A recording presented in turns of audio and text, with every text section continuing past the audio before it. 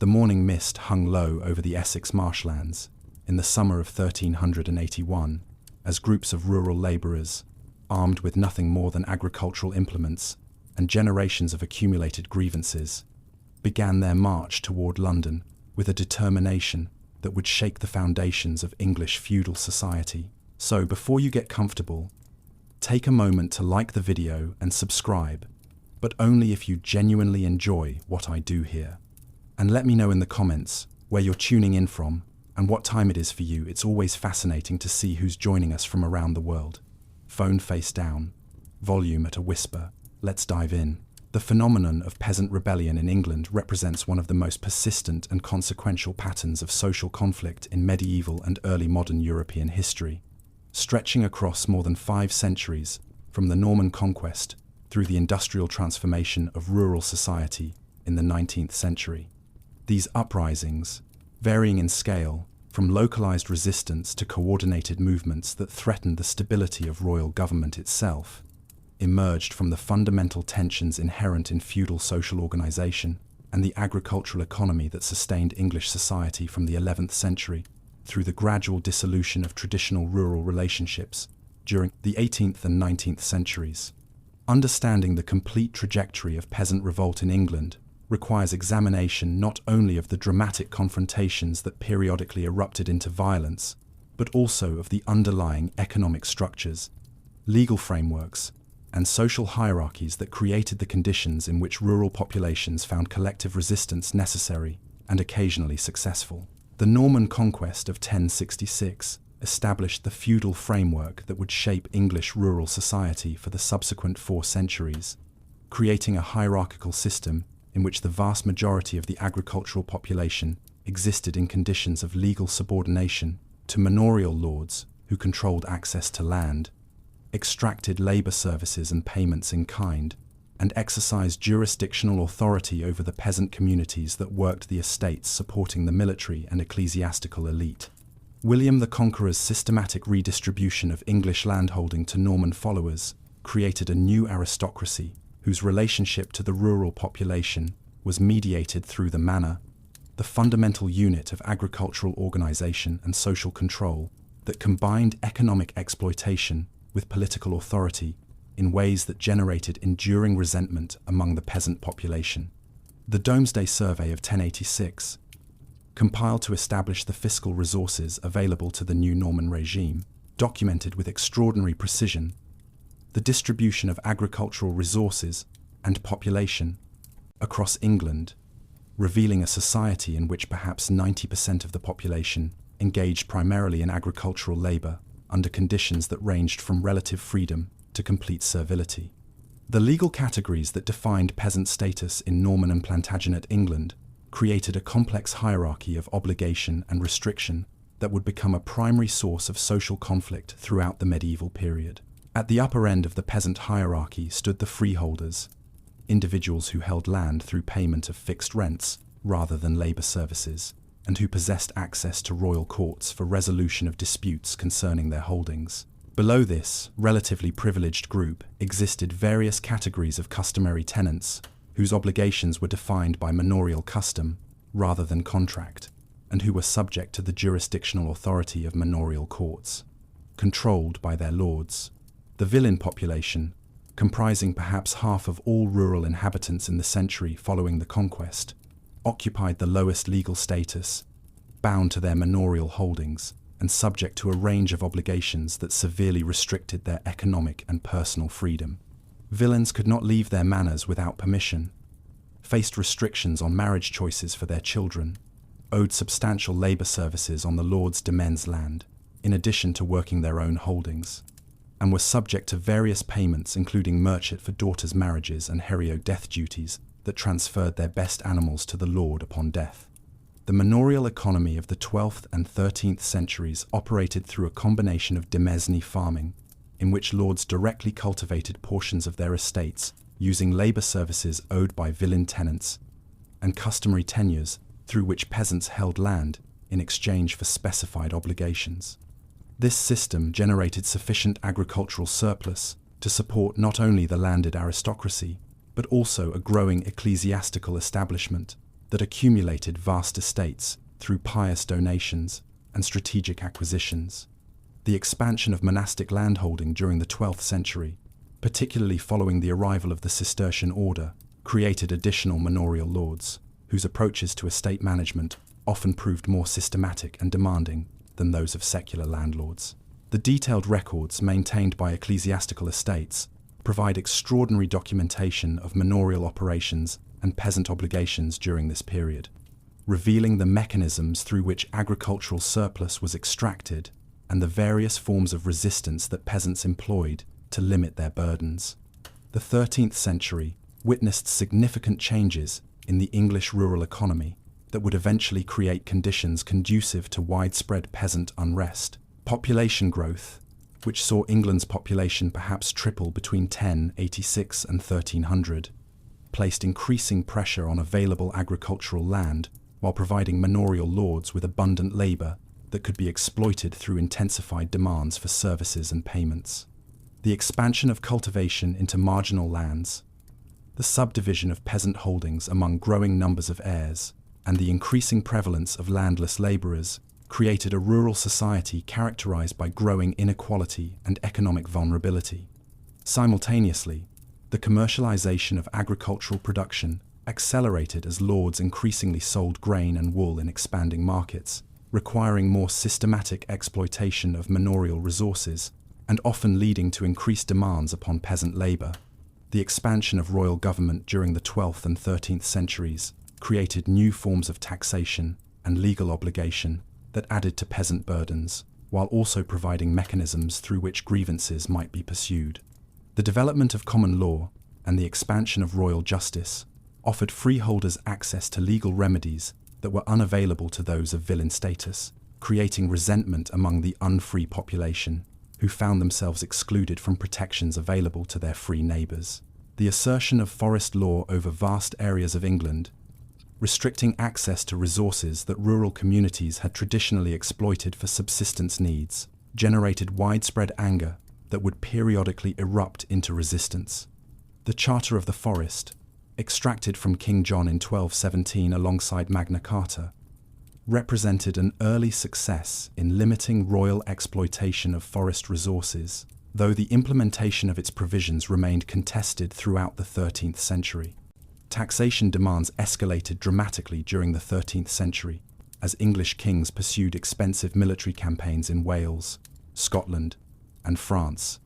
requiring revenues that could only be obtained through systematic taxation of both lay and ecclesiastical wealth. The lay subsidies levied with increasing frequency from the 1270s onward fell particularly heavily on rural populations who possessed little cushion against economic demands. The assessment and collection of these taxes created opportunities for local resistance and evasion,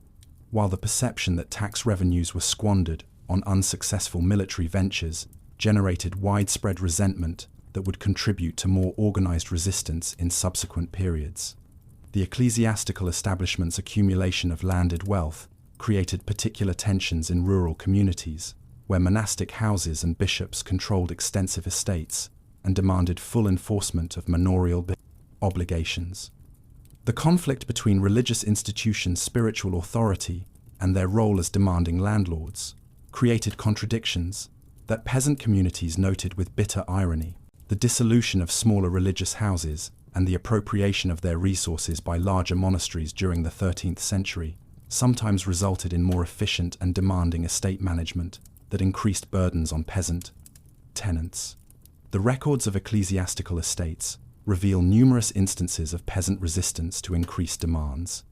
ranging from individual refusals to perform services to collective actions in which entire village communities coordinated their opposition to manorial authority. The reign of Edward I, from 1272 to 1307, witnessed the fullest development of English feudal government, and also the first clear evidence of coordinated peasant resistance to the intensifying demands of both royal and manorial authority. Edward's extensive military campaigns in Wales, Scotland, and Gascony required unprecedented financial resources that the king extracted through frequent taxation, manipulation of feudal obligations, and assertion of royal prerogatives that extended the reach of royal government into aspects of life that had previously remained largely under local control. The Statute of Winchester of 1285 reorganized local peacekeeping obligations in ways that increased the administrative and financial burdens on rural communities, while the Quo Warranto proceedings initiated in 1278 challenged the jurisdictional claims of numerous lords, creating legal uncertainties that affected the customary relationships governing rural society. The expansion of royal forest jurisdiction and the strict enforcement of forest law during Edward's reign generated widespread resentment in rural areas where access to woodland resources for fuel, building materials, and swine pasture represented essential components of peasant economic strategies. The 100 Rolls of 1279, compiled as part of Edward's systematic inquiry into landholding and jurisdictional rights throughout England, documented the detailed structure of manorial authority and peasant obligation, while also revealing numerous instances of conflict between lords and peasant communities over the terms of customary relationships. The early 14th century brought a series of climatic and economic crises that fundamentally altered the conditions of English rural life and created widespread hardship that would eventually contribute to more organized forms of peasant resistance. The Great Famine of 1315 to 1322, triggered by consecutive years of unusually heavy rainfall that destroyed harvests and generated massive mortality among both human and animal populations, demonstrated the vulnerability of medieval agricultural systems to environmental disruption. The famine's impact fell most heavily on the poorest segments of rural society, those landless laborers and holders of tiny plots who possessed no reserves to draw upon during periods of scarcity. Contemporary chronicles described horrific scenes of starvation and social breakdown, though the documentary sources provide insufficient evidence to establish precise mortality figures or to trace the famine's differential impact across regions and social classes. The agricultural depression that followed the immediate crisis years saw grain prices decline from their famine peaks, while the costs of livestock and manufactured goods remained elevated,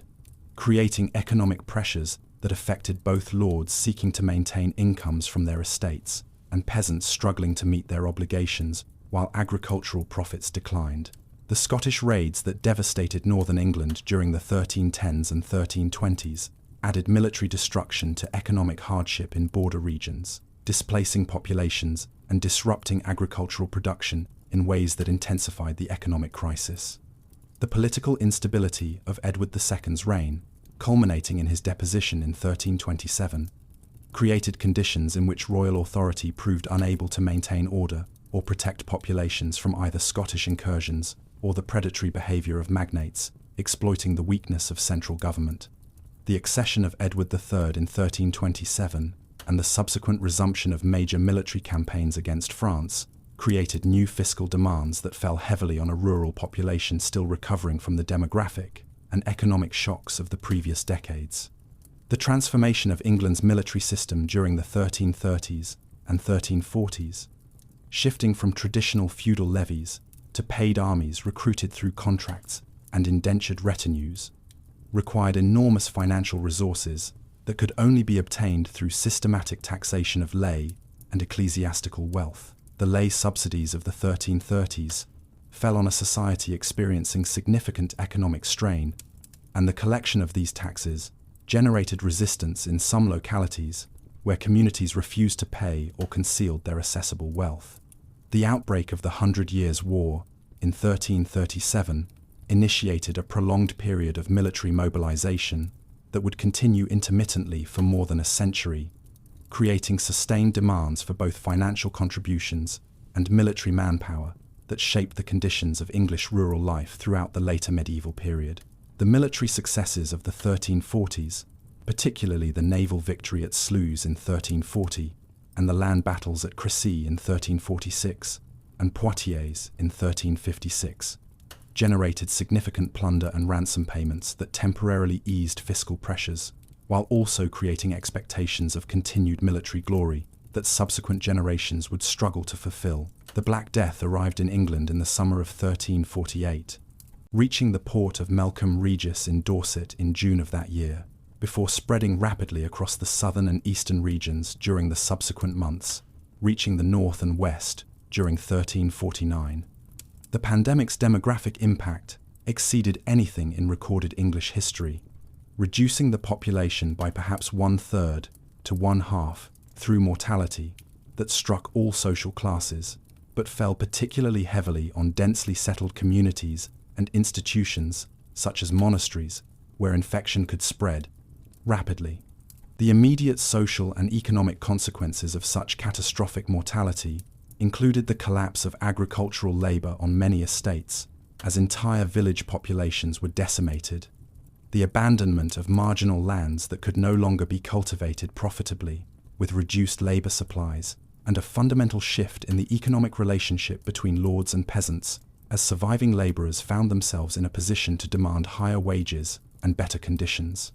The legal and administrative responses to the labor shortage created by plague mortality would generate the immediate grievances that eventually culminated in the Peasants' Revolt of 1381. The Ordinance of Labourers, issued in 1349 and subsequently confirmed and expanded as the Statute of Labourers in 1351, attempted to maintain pre-plague wage levels and labour obligations by prohibiting employers from offering or workers from accepting wages above customary rates, requiring able-bodied individuals to accept work when offered, and restricting the geographic mobility of labourers seeking better conditions. The enforcement of this legislation through special justices of labourers appointed to each county generated enormous volumes of prosecutions, as authorities attempted to suppress the economic forces driving wage increases, creating widespread resentment among rural workers who correctly perceived that the legislation served to protect manorial lords' interests at the expense of their own economic welfare. The decades following the Black Death witnessed sustained conflict between manorial lords seeking to maintain their incomes through strict enforcement of labour services and increased rents, on the one hand, and peasant communities exploiting labour scarcity to demand better conditions, refuse traditional obligations, and in many cases, secure their personal freedom through payment of entry fines. The manorial court rolls of this period document thousands of cases in which lords prosecuted tenants for failing to perform required labour services, fleeing the manor to seek better opportunities elsewhere, or refusing to accept holdings on traditional terms. The economic logic of the post-plague era increasingly favoured peasant demands, as lords discovered that they could not maintain profitable demesne cultivation without offering competitive wages and conditions to scarce agricultural labourers. The gradual abandonment of demesne farming and the shift toward rental arrangements on many estates represented a victory for peasant resistance, though the transition occurred unevenly across regions and estate types, with some lords maintaining traditional exploitation patterns well into the 15th century. The political and military failures of the later 14th century created additional sources of discontent that would eventually contribute to rural unrest. The resumption of major military operations in France during the 1350s and 1360s, following the hiatus caused by the Black Death, initially produced significant successes, including the capture of Calais and the decisive victory at Poitiers, where the French king John II was taken prisoner. However, the subsequent campaigns of the 1370s proved far less successful, with French forces recovering much of the territory that English armies had conquered during the previous decades. The enormous financial costs of these military operations required repeated parliamentary grants of taxation that fell heavily on both urban and rural populations, increasingly skeptical about the value of continued military parliamentary engagement. The poll taxes of 1377, 1379, and 1381 represented particularly resented forms of taxation that departed from traditional methods based on property assessment and instead imposed fixed payments on all individuals above a certain age, regardless of their respite economic means. The 1381 poll tax, set at 3 groats per person, required payment from labourers and smallholders who possessed minimal cash resources and who correctly perceived that they bore a disproportionate share of the fiscal burden relative to wealthy merchants and landowners who paid the same flat rate. The assessment and collection of this tax in the spring of 1381 would provide the immediate trigger for the massive popular uprising that erupted in June of that year. The Peasants' Revolt of 1381 began in late May, when royal commissioners arrived in Essex to investigate suspected evasion of the poll tax and to collect outstanding payments from communities that had failed to remit the full amounts demanded. The confrontation at Brentwood on May 30th between Thomas Bampton, one of the royal commissioners, and residents of several villages who refused to pay additional sums, became violent when the villagers attacked the commission and forced Bampton to flee. This initial resistance rapidly escalated as neighbouring communities joined the rebellion and organised themselves to resist the expected royal response. By early June, rebel forces had grown to several thousand strong and had begun coordinating their actions across Essex, with leadership emerging from among the more substantial peasant farmers and rural artisans who possessed the resources and social authority to organise collective action. The rebel demands began coalescing around several core grievances, including the abolition of serfdom and villein status, the reduction of rents to 4 pence per acre, the freedom to buy and sell in markets without restriction, and a general amnesty for participants in the uprising. Simultaneously, rebellion erupted in Kent, where similar grievances about the poll tax, combined with resentment of royal officials' corruption and local conflicts over forest rights and manorial obligations to generate a separate but coordinated movement. The Kentish rebels organised quickly and moved decisively to free the imprisoned John Ball, a priest who had been arrested for preaching radical doctrines about social equality and the illegitimacy of lordship. Ball's famous sermon at Blackheath on June 12th, built around the rhyme about when Adam delved and Eve span, and who was then the gentleman, articulated a theological and natural law argument against social hierarchy that resonated powerfully with rebel participants and terrified the propertied classes who recognised its revolutionary implications. The rebel forces from Essex and Kent converged on London during the second week of June, their numbers swelling to perhaps 15,000 or more as they marched through the countryside, gathering support from rural communities and urban workers who shared their grievances. The young king, Richard II, only 14 years old at the time, found himself in an unprecedented crisis as rebel forces surrounded London, and his advisors discovered that they lacked sufficient military resources to suppress the uprising by force. The events of June 13th and 14th, 1381 would prove to be among the most dramatic in English medieval history. On June 13th, Richard met with rebels from Kent at Greenwich, but the meeting proved inconclusive as the king's advisors prevented him from making significant concessions, while the rebels refused to disperse without obtaining satisfaction for their 20A demands. That evening, rebel forces entered London after sympathetic elements within the city opened the gates, and the uprising transformed into an urban riot as crowds attacked properties associated with the king's advisors and royal officials. The rebels specifically targeted John of Gaunt's Savoy Palace, which they systematically destroyed in an action that combined elements of class warfare with political opposition to the unpopular Duke. The Flemish merchant community in London became another target as rebel forces massacred dozens of Flemish immigrants in an expression of xenophobia that revealed the complex mixture of economic grievance, social resentment, and nationalist sentiment that characterized the uprising. The destruction of legal and administrative records held in the Temple and attacks on lawyers and royal officials demonstrated the rebels' understanding that written documents establishing obligations and debts constituted instruments of their oppression. On June 14th, Richard agreed to meet the Essex rebels at Mile End, while another force of Kentish rebels seized the Tower of London and executed several of the king's most hated advisors, including Archbishop Simon Sudbury, who as Chancellor bore responsibility for the poll tax, and Robert Hales, the Treasurer. The execution of these high officials represented an unprecedented assertion of popular justice that shocked contemporary observers and demonstrated the depth of resentment that had accumulated among the rural population. At Mile End, Richard made sweeping concessions to the rebel demands, promising charters abolishing serfdom and granting various liberties that appeared to represent complete victory for the uprising. However, these concessions were granted under duress and royal advisors had no intention of honoring them once the immediate crisis had passed and royal authority could be reasserted. The death of Wat Tyler during the meeting at Smithfield on June 15th marked the turning point of the rebellion. Tyler, who had emerged as the principal leader of the Kentish forces,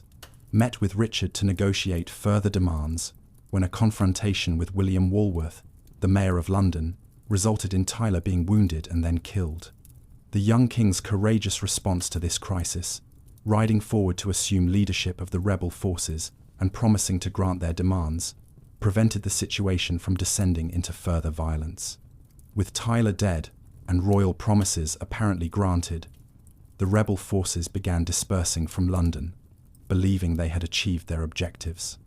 The royal government's response to the rebellion, once the immediate threat had subsided, revealed the limits of what popular uprising could achieve against determined aristocratic resistance. Richard revoked the charters of freedom he had granted under duress, declaring them invalid because they had been coerced. Royal forces moved through the southeastern counties during the following weeks, systematically suppressing remaining resistance and executing rebel leaders and prominent participants. The scale of this repression remains uncertain, with chronicle accounts suggesting hundreds of executions, though the actual numbers were probably lower. John Ball was captured in Coventry in mid-July and executed on July 15th after a trial that condemned his radical preaching as much as his participation in the revolt. The judicial proceedings against rebel participants continued for months, as special commissions investigated the events in Essex, Kent, and other counties where uprising had occurred, though by autumn, the government began granting pardons as part of a policy of pacification that recognized the impracticality of continuing mass prosecutions. The rebellion of 1381 achieved none of its immediate demands, with serfdom continuing as a legal status for another century, and manorial obligations persisting in many regions even longer. However, the revolt's long-term impact on English social development proved significant, as lords increasingly recognized the futility of attempting to maintain traditional feudal relationships in the face of economic forces and popular resistance that consistently favored peasant demands for better conditions. The gradual decline of serfdom during the 15th century occurred through economic evolution rather than legal abolition, as lords found that leasing land for cash rents proved more profitable and less troublesome than attempting to extract labor services from recalcitrant tenants. The revolt also demonstrated to subsequent generations that coordinated popular action could threaten even the most powerful authorities, establishing precedents and collective memories that would influence later episodes of social conflict. The 15th century witnessed a gradual transformation of English rural society as the economic and demographic consequences of the Black Death continued to reshape relationships between lords and peasants, though this period saw fewer large-scale rebellions than the dramatic events of 1381 had presaged. The population decline that had begun with the plague's arrival in 1348 continued throughout the later 14th century, as periodic outbreaks of disease prevented demographic recovery, creating persistent labor scarcity that fundamentally altered the economic calculus of agricultural production. By 1400, England's population had probably stabilized at roughly half its pre-plague level, remaining at this reduced level until growth resumed during the 16th century. This demographic regime created conditions fundamentally different from the 13th century's land, hunger, and labor surplus, as landlords found themselves competing for scarce tenants rather than tenants competing for scarce land. The response to these changing conditions varied considerably across different types of estates and regions, with some lords adapting quickly to new realities by offering favorable terms to attract tenants, while others attempted to maintain traditional obligations through legal compulsion and manorial discipline. The early decades of the 15th century saw continued tensions over labor obligations and personal status as manorial lords sought to preserve their authority and income in the face of economic forces that favored peasant independence. The manorial court records from this period document numerous cases of flight from manors, refusal to perform labor services, and disputes over the terms of tenancies, as peasant families exploited their stronger bargaining position to negotiate better conditions, or simply to leave estates, where lords proved inflexible. The contrast between the 13th century pattern of growing restrictions and intensifying exploitation, and the 15th century trend toward greater freedom and more favorable economic terms represents one of the most significant transformations in English social history. Though the process occurred gradually and unevenly, rather than through a single dramatic shift, the economic depression that characterized much of the 15th century created conditions that might have been expected to generate social unrest, but instead produced relative quiet in rural areas. Agricultural prices remained depressed, as reduced population meant reduced demand for grain, while the costs of livestock and manufactured goods remained relatively high due to labor scarcity, creating an economic scissors that squeezed both lords dependent on agricultural rents and peasants seeking to market their produce. The lords responded to declining incomes through various strategies, including the lease of demesne lands to tenant farmers, the conversion of arable to less labor-intensive pastoral agriculture, and in some cases, the relaxation of traditional dues and services in order to retain tenants and maintain some level of estate income. The peasant population, despite facing low grain prices, generally benefited from higher real wages for agricultural labor, lower rents, and greater access to land as lords struggled to find tenants for their holdings. The expansion of pastoral agriculture during the 15th century, particularly sheep farming for wool production, created a new source of tension that would become more acute in the following century, but already generated some local conflicts during this period. The enclosure of common fields and wastelands for sheep pasture reduced the land available for tillage and restricted peasant access to common resources that had traditionally supported their household economies.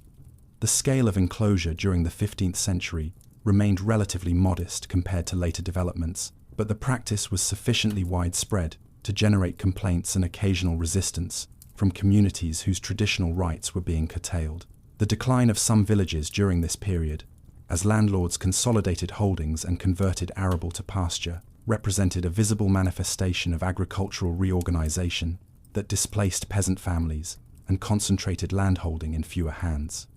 The Wars of the Roses, from 1455 to 1485, created political instability and periodic military mobilization that affected rural populations through direct recruitment, requisitioning of supplies, and the general disruption of normal economic activities when armies moved through the countryside. However, the dynastic conflict between Yorkist and Lancastrian factions remained primarily an aristocratic struggle that engaged relatively small numbers of combatants and affected most rural communities only peripherally. The regional character of the conflict meant that some areas experienced repeated campaigns and military exactions, while others remained largely untouched by the fighting. The intermittent nature of active campaigning, with long periods of truce or stalemate between major battles, limited the war's impact on agricultural production and rural society. The relationship between the dynastic conflict and peasant grievances remained indirect, with rural populations more concerned about local economic conditions and manorial relationships than about the struggle for the throne.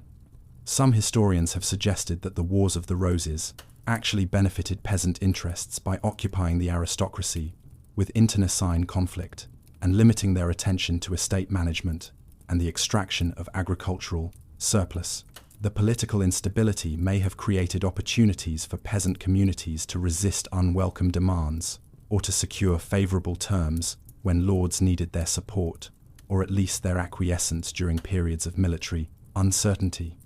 The accession of Henry VII in 1485 and the establishment of the Tudor dynasty marked the beginning of a new phase in English political development that would eventually create conditions conducive to renewed rural unrest. Henry's consolidation of royal authority after decades of civil war included efforts to strengthen royal finances and to limit the military and political power of the aristocracy, policies that would affect rural society in various ways during his reign and those of his successors. The development of more systematic royal administration and the expansion of royal justice into areas previously dominated by aristocratic and manorial authority created new relationships between crown and subject that would become significant during the social conflicts of the 16th century. The economic changes of the late 15th century included early stages of the price inflation that would accelerate dramatically during the 16th century, creating pressures on both landlords seeking to maintain incomes and peasants facing rising costs. The resumption of population growth during the later 15th century began to alter the demographic balance that had favored peasant interests for more than a century, though the effects of this growth would become most apparent in the following century. The gradual improvement in agricultural prices during the 1480s and 1490s benefited both lords and peasants engaged in commercial agriculture, creating economic conditions more favorable than those that had prevailed during much of the century. The expansion of cloth production in rural areas provided employment opportunities outside agriculture for many peasant families, supplementing agricultural incomes and creating new forms of economic organization that would become increasingly important during the 16th century. The rural textile industry's growth represented a significant development in English economic structure, shifting cloth production from urban centers with their guild restrictions to countryside locations where labor costs were lower and regulation less stringent. This proto-industrial development created new class formations in rural areas, with some peasant families accumulating wealth through cloth production, while others became dependent on wages paid by clothiers who organized production and marketing. The social differentiation within peasant communities increased during the later 15th century as economic opportunities varied and some families prospered, while others remained trapped in poverty or descended into the growing ranks of landless laborers. The emergence of a prosperous yeoman class of substantial tenant farmers and freeholders created an intermediate social stratum between the peasantry proper and the gentry, complicating the simple dichotomy between lords and peasants that had characterized earlier rural society. These yeomen would play important roles in the social conflicts of the 16th century, sometimes as leaders of popular movements and sometimes as defenders of established order, depending on the specific issues at stake and their own economic interests in particular situations. The accession of Henry VIII in 1509 inaugurated a period of profound religious, political, and economic change that would generate the most widespread and dangerous popular rebellions since 1381. The early years of Henry's reign provided little indication of the upheavals to come, as the young king's court gained a reputation for magnificence, and his foreign policy pursued the glory of military success against France and Scotland. The costs of Henry's military ambitions required substantial taxation that created some grumbling but no serious resistance during the 1510s and 1520s. The so-called amicable grant of 1525, a forced loan that Henry attempted to collect without parliamentary approval to fund military operations against France, generated sufficient opposition that the king was forced to abandon the exaction, demonstrating that English subjects' tolerance for taxation had limits even before the religious controversies that would dominate the later years of the reign. The English Reformation, initiated by Henry's break with Rome over his divorce from Catherine of Aragon, fundamentally altered the relationship between crown and subject in ways that would eventually generate massive resistance in northern England. The Act of Supremacy of 1534, declaring Henry supreme head of the Church of England, quote, represented an unprecedented assertion of royal authority over matters of religion that many subjects found theologically objectionable and politically dangerous. The dissolution of the monasteries, beginning with the smaller houses in 1536 and extending to all religious establishments by 1540, represented the largest redistribution of property in English history since the Norman conquest, transferring perhaps 1/5 of England's landed wealth from ecclesiastical to secular ownership. The immediate impact of monastic dissolution on rural populations varied by region and by the relationship that had existed between specific religious houses and their neighboring communities. In areas where monasteries had been generous landlords or had provided charity and other services to local populations, the dissolution generated genuine grief and anger. In regions where religious houses had been demanding landlords extracting maximum revenues from their estates, the dissolution may have been welcomed or at least accepted with less distress. The distribution of former monastic lands to royal favourites and to purchasers who paid substantial sums for the property created a new class of landowners whose security of possession depended on the permanence of the religious changes that had enabled their acquisitions. The Pilgrimage of Grace that erupted in Lincolnshire in October 1536 and spread rapidly to Yorkshire and the northern counties represented the largest popular rebellion in English history, involving perhaps 40,000 participants at its height and briefly threatening Tudor control over the entire north of England. The rising began in response to the Commission of Inquiry sent to investigate smaller monasteries in Lincolnshire in preparation for their dissolution. But the grievances that drove the rebellion extended far beyond resistance to religious change. The rebels' demands included restoration of dissolved monasteries, removal of the king's evil counsellors, including Thomas Cromwell and Archbishop Thomas Cranmer, repeal of the Statute of Uses, which affected inheritance practices, reduction of taxation, and resistance to enclosures of common lands. The swift organisation of rebel forces in Lincolnshire during the first week of October, bringing together commons from across the county under leadership that included parish priests and some minor gentry, demonstrated that this was not a spontaneous riot, but rather a coordinated movement with clear objectives and disciplined organisation. The rebels' adoption of religious symbolism, particularly the banner depicting the 5 wounds of Christ, signalled their understanding of their actions as a religious as well as social crusade. The Lincolnshire Rising collapsed within 2 weeks, when Henry responded with uncompromising hostility, and the gentry leaders abandoned the movement rather than face royal retribution. However, the rebellion spread to Yorkshire under the leadership of Robert Asker, transformed what might have remained a localised protest into a movement that briefly controlled most of northern England and forced Henry to negotiate rather than simply suppress the rising through military force. Aske, a gentleman, lawyer, from a minor Yorkshire gentry family, provided the Pilgrimage of Grace with effective leadership that combined military competence with negotiating skill and a clear articulation of the rebellion's objectives. The Yorkshire Rising attracted support from a broad coalition, including commons who resented taxation and economic pressures, northern gentry who objected to crown policies that threatened their regional autonomy and traditional practices, and clergy who opposed the religious changes that had subordinated the church to royal authority.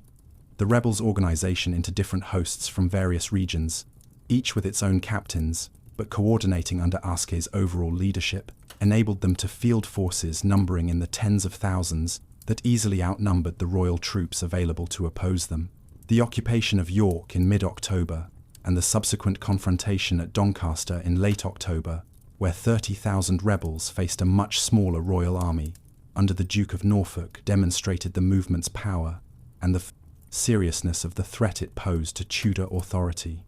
Henry's response to the Pilgrimage of Grace combined tactical flexibility with strategic ruthlessness, granting apparent concessions while systematically working to divide the rebel coalition and prepare for eventual suppression. The king's promise of a general pardon and his agreement to consider the rebels' grievances in a parliament to be held at York convinced many participants to disperse,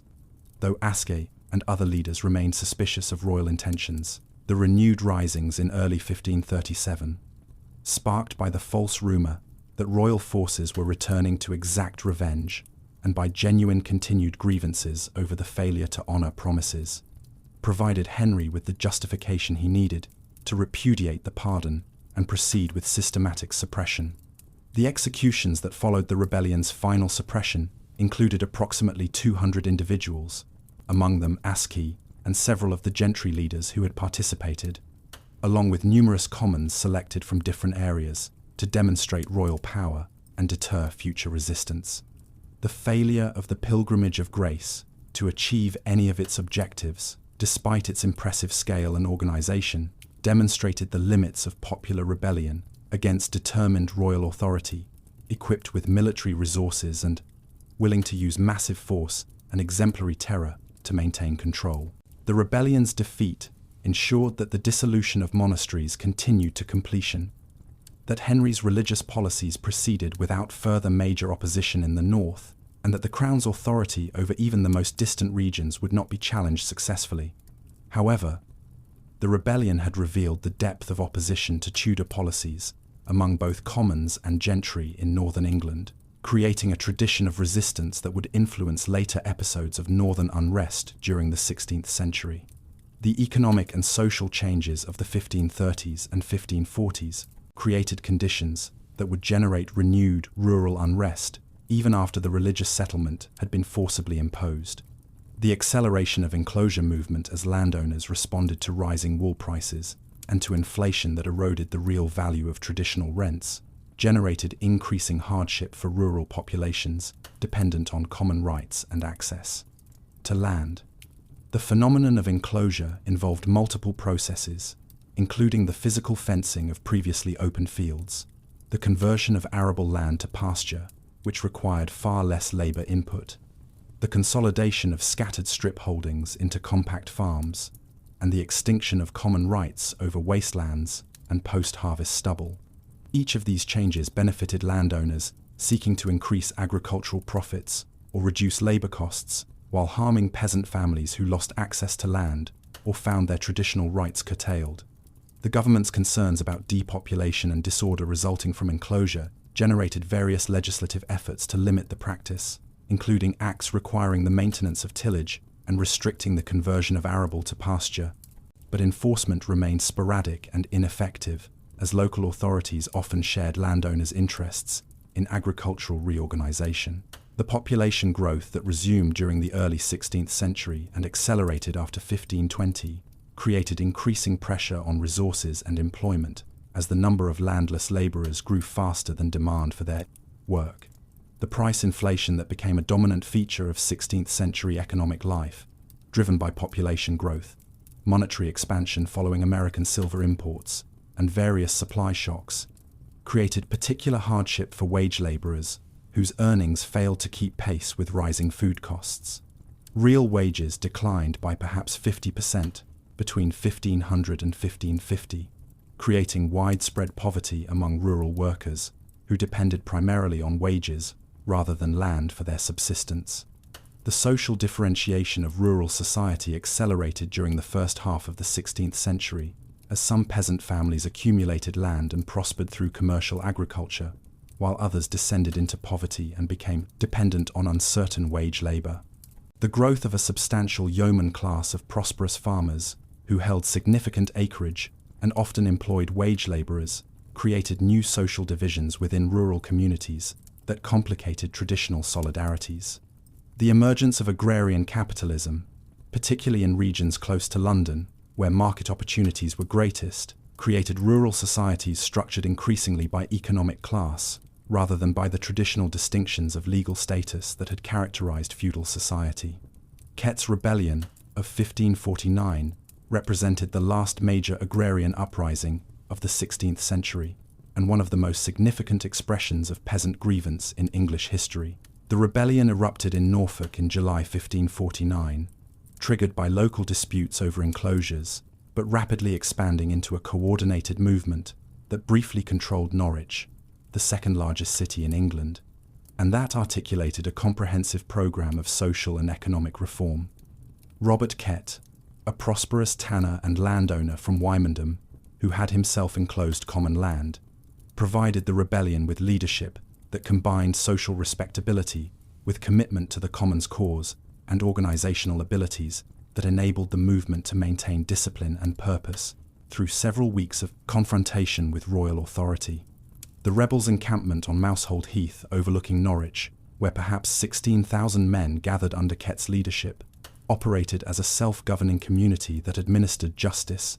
organized supplies, and coordinated military operations with a level of sophistication that distinguished this rebellion from more chaotic rural risings.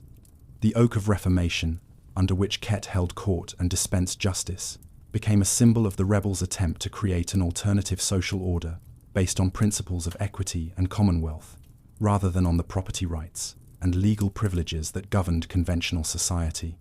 The rebels' demands, presented in a document containing 29 articles, addressed a comprehensive range of grievances, reflecting the concerns of tenant farmers and rural labourers in mid-16th century England. The articles called for limitations on enclosures and the restoration of common rights, protections against excessive rents and arbitrary evictions, reform of manorial administration, and the reduction of feudal dues, restrictions on the ability of lords to profit from their control over rivers and fisheries, and various measures to protect tenant interests against landlord exploitation. The demands revealed sophisticated understanding of the legal and economic mechanisms through which landowners extracted wealth from rural populations, targeting specific practices and proposing detailed remedies rather than simply expressing generalized resentment. The rebellion's social composition included substantial farmers and rural craftsmen, as well as landless laborers, creating a coalition that united much of rural society below the level of the gentry against the economic changes that threatened their security and prosperity. The temporary success of the rebellion in controlling Norwich and resisting initial attempts at suppression demonstrated both the movement's strength and the weakness of local authorities who lacked military resources sufficient to confront such large-scale organized resistance. The eventual suppression of Kett's rebellion by an army under the Earl of Warwick in late August 1549 required deployment of substantial military forces, including foreign mercenaries, revealing that the Tudor state could not rely on local militias to suppress popular movements that enjoyed widespread support among the very populations who would comprise those militias. The battle at Dussindale on August 27, 1549, in which royal forces decisively defeated the rebel army, resulted in substantial casualties among the rebels and was followed by systematic executions designed to terrorize the rural population and prevent future resistance. Kett and his brother William were among those executed, hanged at Norwich Castle and Wymondham respectively, in a public display of royal justice that served as warning against further resistance. The scale of executions following the rebellion's suppression remains uncertain, with contemporary sources suggesting anywhere from dozens to several hundred deaths, though the government's desire to restore order and resume normal taxation likely limited the extent of punitive measures after the initial exemplary executions. The failure of Kett's rebellion, like that of the Pilgrimage of Grace, demonstrated that organized popular movements could not overcome determined royal authority, equipped with professional military forces, though both rebellions revealed the depth of social grievances and the potential for coordinated resistance that continued to concern Tudor governments throughout the 16th century. The religious volatility of Edward VI's reign from 1547 to 1553 created conditions that generated further social unrest as Protestant reforms intensified under the Regency governments that controlled policy during the young king's minority. The dissolution of chantries and religious guilds in 1547 and 1548 completed the process of ecclesiastical property redistribution that the monastic dissolutions had begun, transferring additional resources from religious to secular purposes, while eliminating institutions that had provided various social services to local communities. The imposition of the Book of Common Prayer in 1549, replacing traditional Latin liturgy with English language services that reflected Protestant theological commitments, generated resistance in southwestern England, where conservative religious sentiment remained strong. The Western Rebellion of 1549, occurring simultaneously with Kett's rebellion but driven by different grievances centered on religious rather than economic issues, demonstrated that Tudor religious policies could provoke resistance as readily as agrarian grievances could. The Western rebels' demands for restoration of traditional religious practices, the return of Catholic liturgy, and the preservation of religious images and ceremonies revealed the depth of attachment to customary forms of worship among conservative populations, particularly in regions remote from London, where Protestant ideas had penetrated less deeply. The government's suppression of both the Western Rebellion and Kett's Rebellion during the summer of 1549 required substantial military effort and revealed the vulnerability of the Edwardian regime to popular discontent arising from multiple sources. The accession of Mary I in 1553 and her restoration of Catholic religious practices reversed the Protestant reforms of the previous reigns, creating new uncertainties and generating resistance from committed Protestants, while pleasing conservative populations who had resented the religious changes. Mary's reign witnessed no major popular rebellions driven by economic grievances, though the unpopularity of her marriage to Philip of Spain and the religious persecution of Protestants created political opposition that manifested in elite conspiracy rather than popular uprising. Wyatt's Rebellion in 1554, led by Kentish gentleman Thomas Wyatt, in opposition to Mary's Spanish marriage, attracted some popular support, but remained primarily a gentry movement that failed to generate the broad coalition necessary for success against royal authority. The rebellion's suppression demonstrated both the effectiveness of Tudor military capabilities and the limits of gentry-led movements that lacked substantial popular participation. Elizabeth I's accession in 1558 initiated a long reign that would see England's religious settlement stabilized, though recurrent Catholic conspiracies and the threat of foreign invasion created periodic political crises. The Elizabethan religious settlement, attempting to establish a via media between Catholic and Protestant extremes, generated resistance from committed Catholics who rejected the breach with Rome, and from Puritan Protestants who viewed the settlement as insufficiently reformed. The Northern Rising of 1569 represented the last major Catholic rebellion against Protestant rule, as Northern earls attempted to restore Catholic worship and replace Elizabeth with Mary, Queen of Scots. The Rising collapsed rapidly when expected Spanish support failed to materialize, and when many of the commons who might have joined the rebellion remained passive or actively opposed the Catholic lords. The suppression of the Northern Rising and the subsequent execution of approximately 400 participants demonstrated Elizabeth's determination to enforce her religious settlement and to eliminate Catholic resistance in the Brajan's parts, north. The economic conditions of the later 16th century created new forms of rural hardship that generated localized resistance and disorder, though no major coordinated rebellions comparable to those of the earlier Tudor period. The population growth that continued throughout Elizabeth's reign, possibly doubling between 1550 and 1600, created intense pressure on employment and resources as the number of landless poor increased dramatically. The price inflation that had begun earlier in the century accelerated during the 1560s and 1570s, creating severe hardship for wage-dependent laborers whose earnings fell further behind rising food costs. The real wage decline that characterized the second half of the 16th century, reducing purchasing power to perhaps half of early century levels, created a crisis of subsistence for the poorest segments of rural society who lacked land or resources to cushion them against economic pressures. The acceleration of enclosure during the later 16th century, particularly in Midland counties, where the conversion of arable to pasture advanced rapidly, generated endemic low-level resistance as displaced tenants attacked hedges, filled in ditches, and attempted to maintain access to lands from which they were being excluded.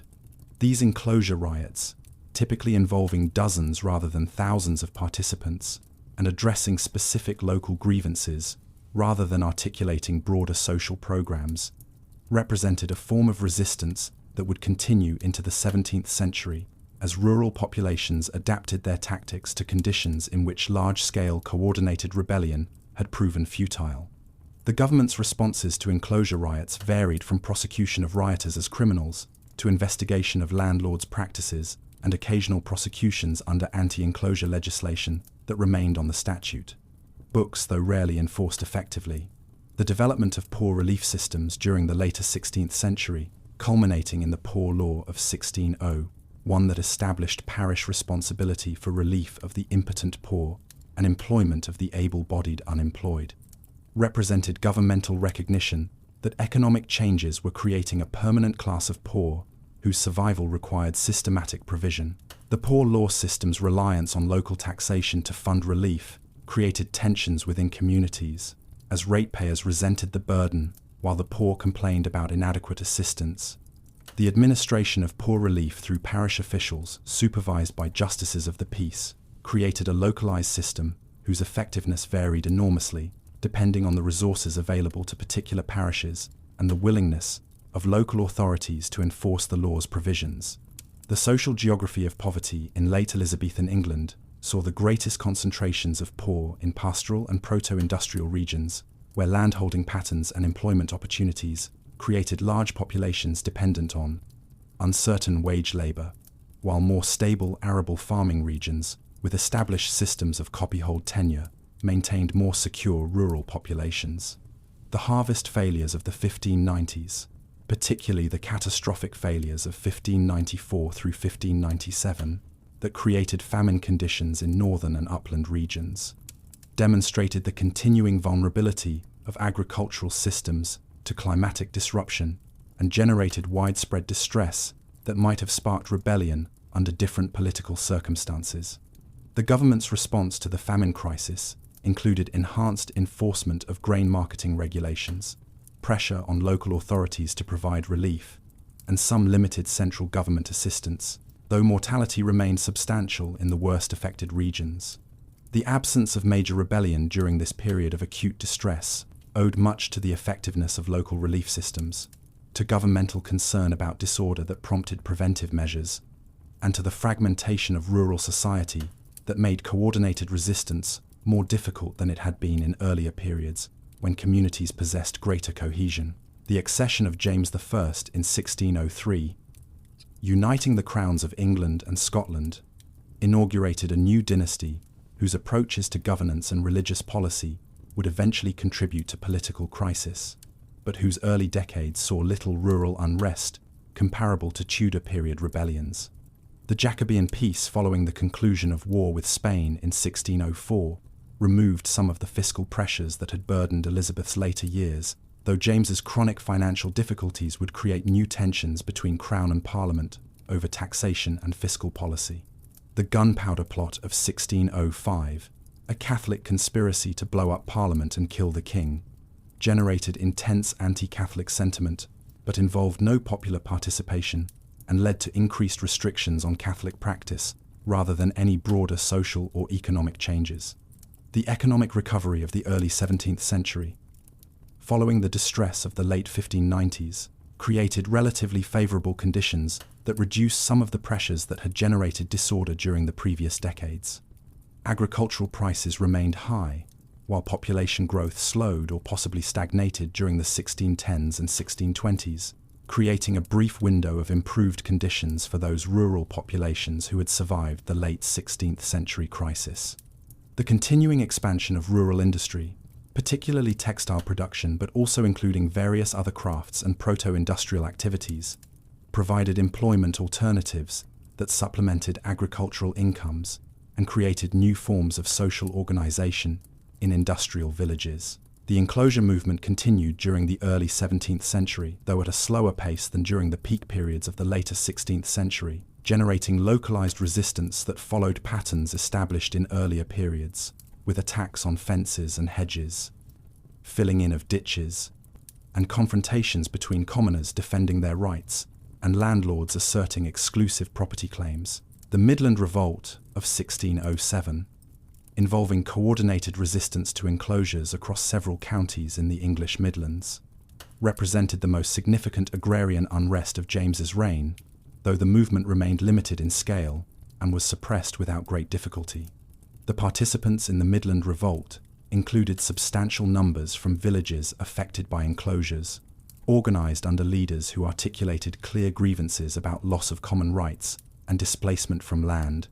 but the movement failed to attract the broad support necessary to threaten royal authority seriously. The government's response combined military suppression of the disturbances with prosecution of some enclosing landlords, attempting to demonstrate concern for Commonwealth values while maintaining fundamental property rights. The judicial investigations following the Midland Revolt revealed the extent of enclosure in affected regions and documented the economic distress that conversion from arable to pasture created for displaced families. Though the proceedings resulted in few substantive changes to landlord practices, the execution of several revolt leaders, pour encourager les autres, followed the traditional pattern of using exemplary punishment to deter future resistance. Though the government also issued proclamations against depopulating enclosures that signaled official disapproval of the most destructive practices. The relative quiet of rural England during the later Jacobean period and the early years of Charles I's reign from 1625 onward reflected a combination of economic stabilization, more effective social control, and the fragmentation of rural society that made large-scale coordinated action increasingly difficult. The fiscal expedients that Charles employed to govern without Parliament during the 1630s, including the notorious ship money levied for naval defence, generated substantial resentment, but this opposition came primarily from prosperous farmers and minor gentry, who bore the tax burden rather than from the poorest rural populations. The Laudian reforms in church practices during the 1630s, imposing ceremonial innovations that critics denounced as crypto-Catholic, created religious tensions that would eventually contribute to political crisis, but generated no specifically rural resistance during the period of Charles's personal rule. The Scottish crisis of 1638 to 1640, triggered by Charles's attempt to impose Anglican liturgy on Presbyterian Scotland, created the immediate political emergency that forced Charles to recall Parliament and that initiated the sequence of events leading to civil war. The short Parliament of April 1640 and the long Parliament that assembled in November 1640 immediately began addressing accumulated grievances about royal policies, creating a political crisis that would eventually fragment into military conflict. The outbreak of civil war in 1642 created conditions fundamentally different from those that had characterized earlier periods of rural unrest, as the conflict between king and parliament involved armed forces raised by both sides and operating across the country, transforming the relationship between central authority and local communities. The impact of civil war on rural populations varied enormously depending on the military geography of the conflict and the behavior of armies operating in particular regions. Areas that became theaters of military operations experienced requisitioning of supplies, quartering of troops, demands for contributions from both sides, and the general disruption of agricultural production and commerce that military campaigning inevitably created. Regions that remained on the periphery of military operations experienced the war primarily through fiscal demands, as both sides attempted to extract resources to fund their military efforts. The clubman movements that emerged in various regions during 1645 represented a distinctive form of rural resistance, directed not against landlords or royal authority, but against the military forces of both sides whose depredations threatened rural communities' survival. The clubmen, typically organized at county or regional level and armed with agricultural implements and simple weapons, attempted to maintain neutrality and to protect their localities from the worst effects of military activity. The clubman movements revealed that rural populations had developed capacity for self-organization and collective action that could be directed toward defensive objectives, even when participation in the broader political and military conflict held no attraction.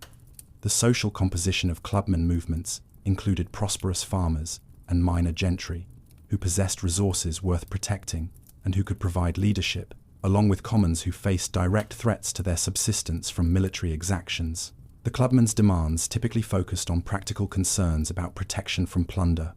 reduction of fiscal burdens, and restoration of normal conditions that would permit agricultural production and commerce to resume. The eventual suppression or co-option of clubman movements by the more powerful military forces operating in their regions demonstrated the limits of locally organized resistance against professional armies, though the movements had some success in limiting military depredations in areas where commanders recognized that alienating rural populations could threaten their supply lines and local support. The victory of parliamentary forces and the execution of Charles I in 1649 inaugurated a period of republican government that would last until 1660, though the political and social experiments of the interregnum generated their own tensions and resistances. The leveller movement within the parliamentary army during the late 1640s articulated a radical democratic program that included calls for universal male suffrage, legal equality, and various social reforms, representing the most advanced political thought to emerge from the revolutionary situation. The Digger movement of 1649 to 1650, led by Gerard Winstanley, attempted to establish communist agricultural communities on common lands, asserting natural rights to land and rejecting the legitimacy of private property. The Diggers' settlements, particularly the community at St. George's Hill in Surrey, attracted considerable attention, and generated alarm among property owners who recognized the movement's revolutionary implications, though the communities were quickly suppressed by local authorities acting against what they perceived as threats to property rights and social order. Winstanley's writings articulated a sophisticated critique of private property and social hierarchy based on natural law arguments and Christian theology, representing one of the most radical social theories produced in 17th century England. The digger movement's failure to spread beyond a few small settlements demonstrated that even in the revolutionary context of the interregnum, the commitment to property rights remained too strong for communist experiments to attract substantial support, though the movement's ideas would influence later radical traditions. The conservative social policies of Cromwell's protectorate and the suppression of radical movements demonstrated that the English Revolution would not produce fundamental social transformation, despite the dramatic political changes that had occurred. The restoration of Charles II in 1660 marked the end of republican government and the return of traditional political and social structures, though with important modifications reflecting the experiences of civil war and interregnum. The post-Restoration period saw no major rural rebellions comparable to those of earlier centuries, as the combination of more effective state power, the fragmentation of rural society,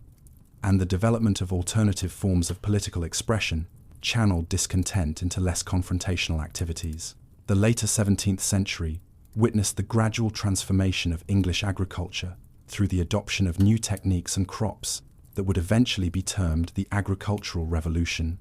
Though these changes occurred unevenly across regions and social classes, creating new patterns of prosperity and hardship that would influence social relations throughout the following century. The introduction of new fodder crops, including turnips and clover, enabled farmers to maintain livestock through winter months without reducing their herds, creating year-round meat and dairy production, while also producing manure that improved arable yields.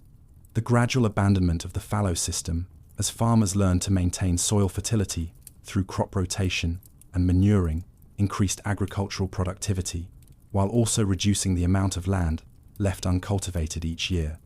The enclosure of remaining open fields accelerated during the later 17th century, as improving landlords sought to implement new agricultural methods that required consolidated holdings rather than scattered strips in common fields, creating continued tensions over common rights and traditional practices. The diffusion of agricultural innovations proceeded slowly and unevenly, with the most advanced techniques concentrated in regions with good market access and progressive landlords, while more conservative practices persisted in areas remote from urban markets or on estates where traditional management continued. The improvement literature produced by agricultural reformers during this period promoted new methods and disseminated information about successful innovations, contributing to gradual change, even as many farmers remained skeptical about departures from traditional practices. The social consequences of agricultural improvement included growing differentiation between prosperous farmers who accumulated land and capital and who adopted new techniques, and smallholders and landless laborers who found themselves increasingly marginalized in a more commercialized and capital-intensive agricultural system. The Glorious Revolution of 1688, replacing the Catholic James II with the Protestant William of Orange and his wife Mary, proceeded with remarkably little popular involvement or resistance, though the political changes that resulted would have long-term significance for the development of parliamentary government and religious toleration. The Bill of Rights and other constitutional settlements established limitations on royal authority while protecting parliamentary privileges and guaranteeing certain civil liberties, creating a political framework that would characterize English government throughout the 18th century. The religious toleration granted to Protestant dissenters, though not to Catholics or to those who denied the Trinity, represented an important acknowledgement of religious pluralism that reflected the failure of attempts to impose religious uniformity during the previous century. The fiscal innovations that accompanied the political changes of the 1690s, including the establishment of the Bank of England in 1694 and the development of a system of long-term government borrowing, created financial capabilities that enabled the English state to sustain extended military commitments during the wars of the early 18th century. The expansion of royal revenue through more efficient tax collection and the development of excise duties created a fiscal system less dependent on parliamentary grants and less vulnerable to popular resistance. Though taxation remained a source of tension and resentment, particularly among those who paid excise on basic commodities, the social geography of 18th century England reflected the continuing transformation of rural society as regional specialization increased and as the connections between agricultural production and expanding urban markets became more systematic. The growth of London, which reached perhaps 600,000 inhabitants by 1700 and continued growing throughout the century, created an enormous market for agricultural products that shaped farming practices across large areas of southern and eastern England. The development of improved transportation networks, including turnpike roads and canal systems, facilitated the movement of bulk agricultural commodities to urban markets, while also enabling the distribution of industrial products to rural areas, creating more integrated national economy. The expansion of provincial towns during the 18th century provided additional markets for agricultural products, while also serving as centers for processing and distribution of rural industrial production, creating complex economic relationships between town and country. The enclosure movement of the 18th century differed from earlier enclosures both in scale and in method, as parliamentary enclosure replaced the informal agreements and direct action that had characterized earlier periods. The parliamentary enclosure process involved the passage of individual enclosure acts for specific parishes or townships, each act authorizing commissioners to survey the land, extinguish existing rights, and redistribute holdings according to established principles that favored those who could demonstrate property rights. The acceleration of parliamentary enclosure during the mid and later 18th century, with thousands of individual acts passed between 1750 and 1830, represented the largest transformation of English landholding patterns since the Norman conquest, affecting perhaps 7 million acres, or about 1/4 of England's agricultural land. The social impact of parliamentary enclosure generated intense controversy both at the time and among subsequent historians, with contemporaries disagreeing about whether enclosure benefited or harmed the rural poor, and whether the efficiency gains justified the social costs. The proponents of enclosure argued that consolidation of holdings and extinction of common rights enabled implementation of improved agricultural methods that increased productivity and supported growing population, while critics emphasized the hardships that enclosure created for smallholders and cottagers who lost access to common resources essential for their subsistence.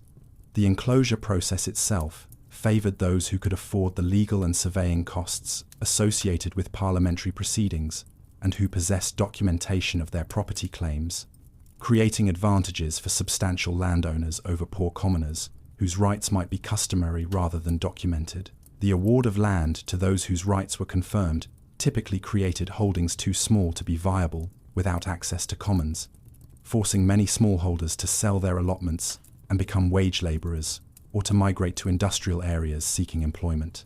The extinction of common rights over wastelands and pastures eliminated resources that had provided fuel, building materials, animal fodder, and various other necessities for poor families, creating genuine hardship even for those who received land allotments in compensation for lost rights. The geographic concentration of parliamentary enclosure in Midland and southern counties, where open field agriculture had persisted, created regional patterns of social change that varied considerably from the experience of northern, western regions where enclosure had occurred earlier or where alternative agricultural systems prevailed. The resistance to parliamentary enclosure took various forms, including formal opposition during the legislative process, appeals to commissioners regarding specific awards, direct action against fences and hedges after enclosure had been completed, and a broader cultural opposition expressed through literature and political discourse that romanticized the pre-enclosure village community. The opportunities for formal opposition during the parliamentary process were limited by the costs of petitioning Parliament and by the dominance of landowner interests in the House of Commons, making it difficult for poor commoners to mount effective legal resistance to enclosure schemes. The attacks on fences and hedges that accompanied many enclosures represented continuation of traditional forms of resistance, though the legal penalties for such actions increased during the 18th century as the government moved to protect property rights more stringently. The transportation for 7 years, or execution of some participants in enclosure riots, demonstrated that the state would use harsh punishment to deter resistance to what it considered legal and beneficial agricultural improvement. The food riots that erupted periodically throughout the 18th century, particularly during years of high prices or scarcity, represented another form of popular resistance that affected rural areas, though urban centers typically saw the largest and most dramatic confrontations. The moral economy of the crowd, as historians have termed the values and assumptions that legitimized food riots in participants' minds, rested on traditional notions about just prices and the obligations of merchants and authorities to ensure adequate food supplies for local populations. The customary practices of setting prices that rioters imposed during food disturbances, forcing merchants and farmers to sell at prices the crowd considered fair, represented assertion of traditional economic relationships against market forces that participants viewed as exploitative. The government's response to food riots combined short-term measures to restore order with longer-term policies designed to ensure adequate grain supplies and to prevent hoarding or profiteering that might provoke disorder. The corn laws that regulated grain exports and imports aimed to balance producers' interests in high prices against consumers' needs for affordable food, though the specific provisions and their effects remained controversial throughout their existence. The reading of the Riot Act and deployment of military forces to suppress food riots demonstrated that even when authorities sympathized with the hardships that high prices created, they would not permit direct action that threatened property rights or social order.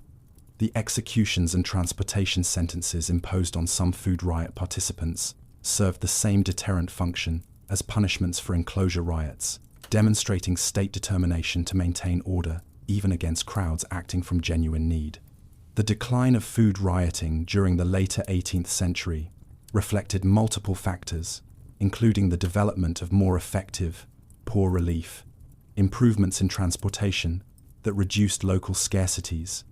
and the growth of wage employment that shifted focus from food prices to wage levels. The Gordon riots of 1780, though primarily an urban phenomenon focused on London and directed against Catholic relief legislation, demonstrated that large-scale popular mobilization remained possible, even as rural England became more quiescent,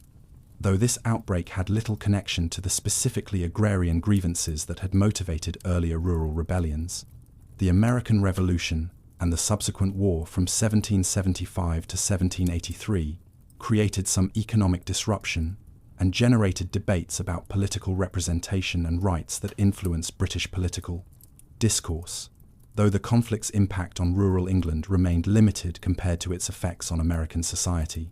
The French Revolution's outbreak in 1789 and the subsequent revolutionary wars that continued until 1815 created profound anxiety among British governing classes, who feared that revolutionary ideas might spread and inspire domestic unrest, leading to repressive legislation and increased surveillance of popular political activity during the 1790s and early 1800s. The Thomas Paine's Rights of Man, published in 1791 and 92, responding to Edmund Burke's conservative critique of the French Revolution, articulated radical democratic ideas and defenses of popular sovereignty that influenced working-class political movements, while alarming authorities who viewed such works as seditious incitement.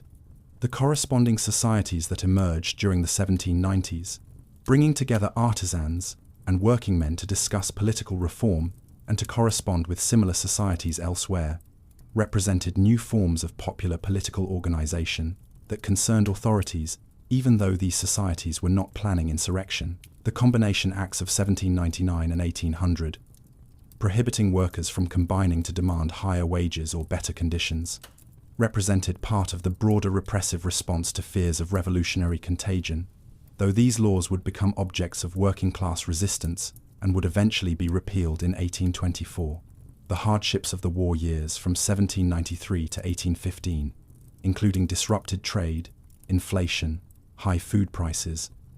and the burden of supporting military operations through taxation, created widespread distress, particularly among rural laborers and urban workers, whose wages failed to keep pace with rising costs. The extension of poor relief through the Speenhamland system, adopted in many southern counties from 1795, supplementing wages from poor rates to ensure minimum incomes,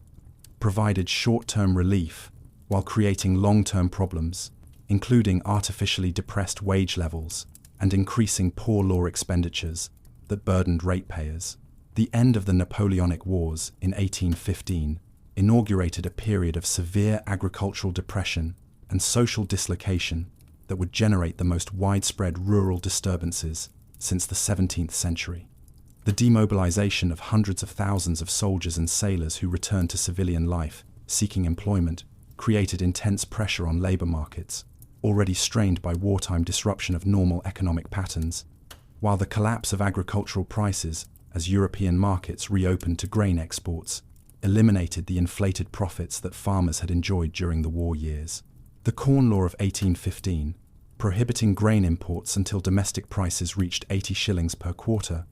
represented landlord interests' attempt to maintain wartime price levels, but created intense controversy as urban populations and manufacturers objected to artificial maintenance of high food costs.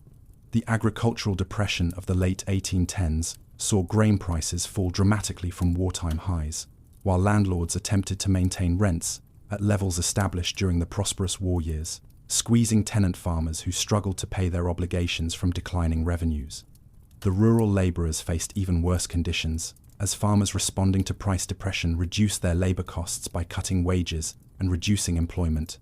creating widespread unemployment and underemployment in arable districts, particularly in southern and eastern England, where agricultural labor forces were concentrated. The poor law system strained under the burden of supporting growing numbers of unemployed and underemployed workers,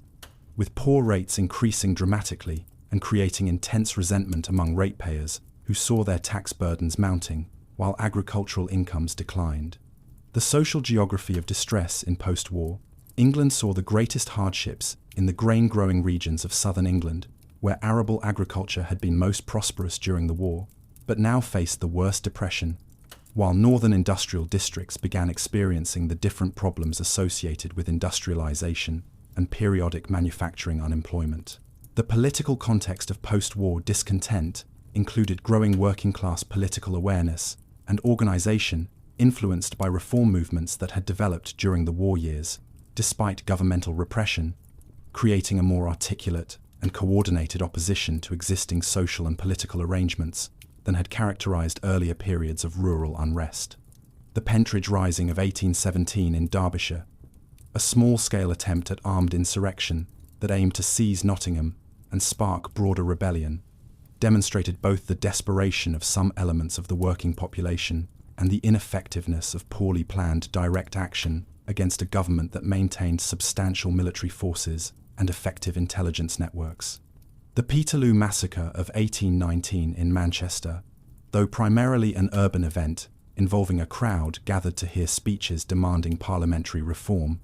demonstrated the government's willingness to use military force against peaceful protesters, and generated outrage that intensified radical sentiment and contributed to the confrontational atmosphere of the post-war years.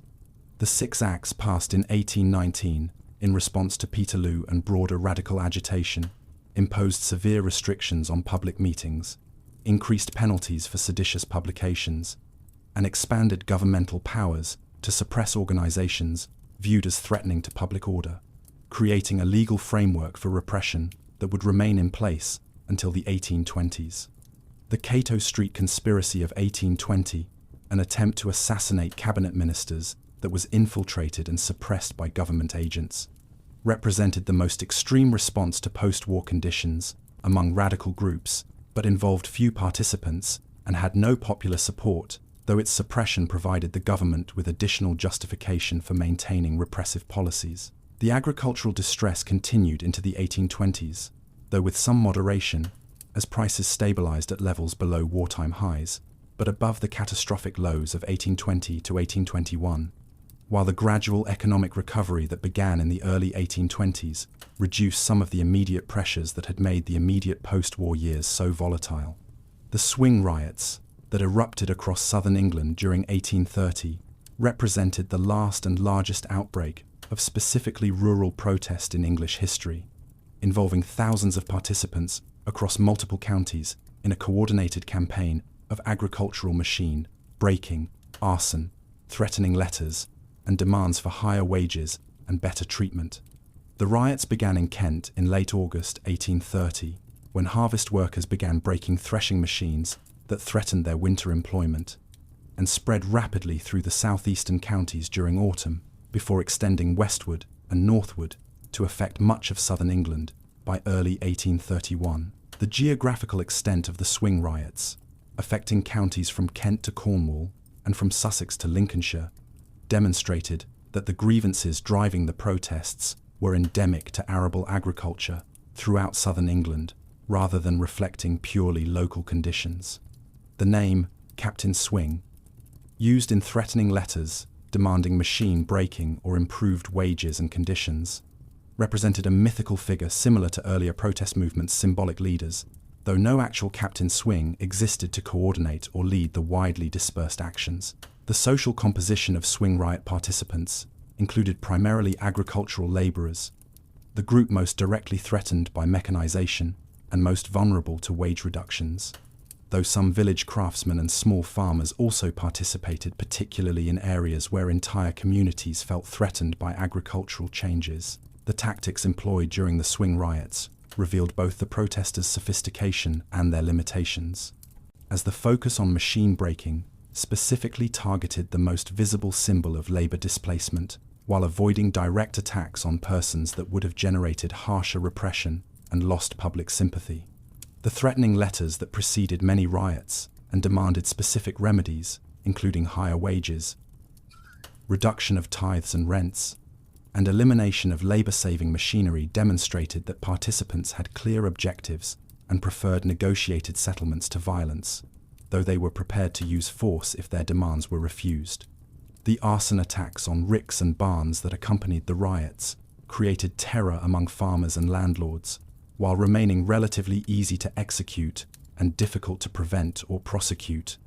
making this form of protest particularly effective in generating pressure for concessions, though it also alienated potential sympathizers who viewed property destruction as criminal rather than justified resistance. The parish meetings that rioters sometimes forced local authorities and farmers to convene,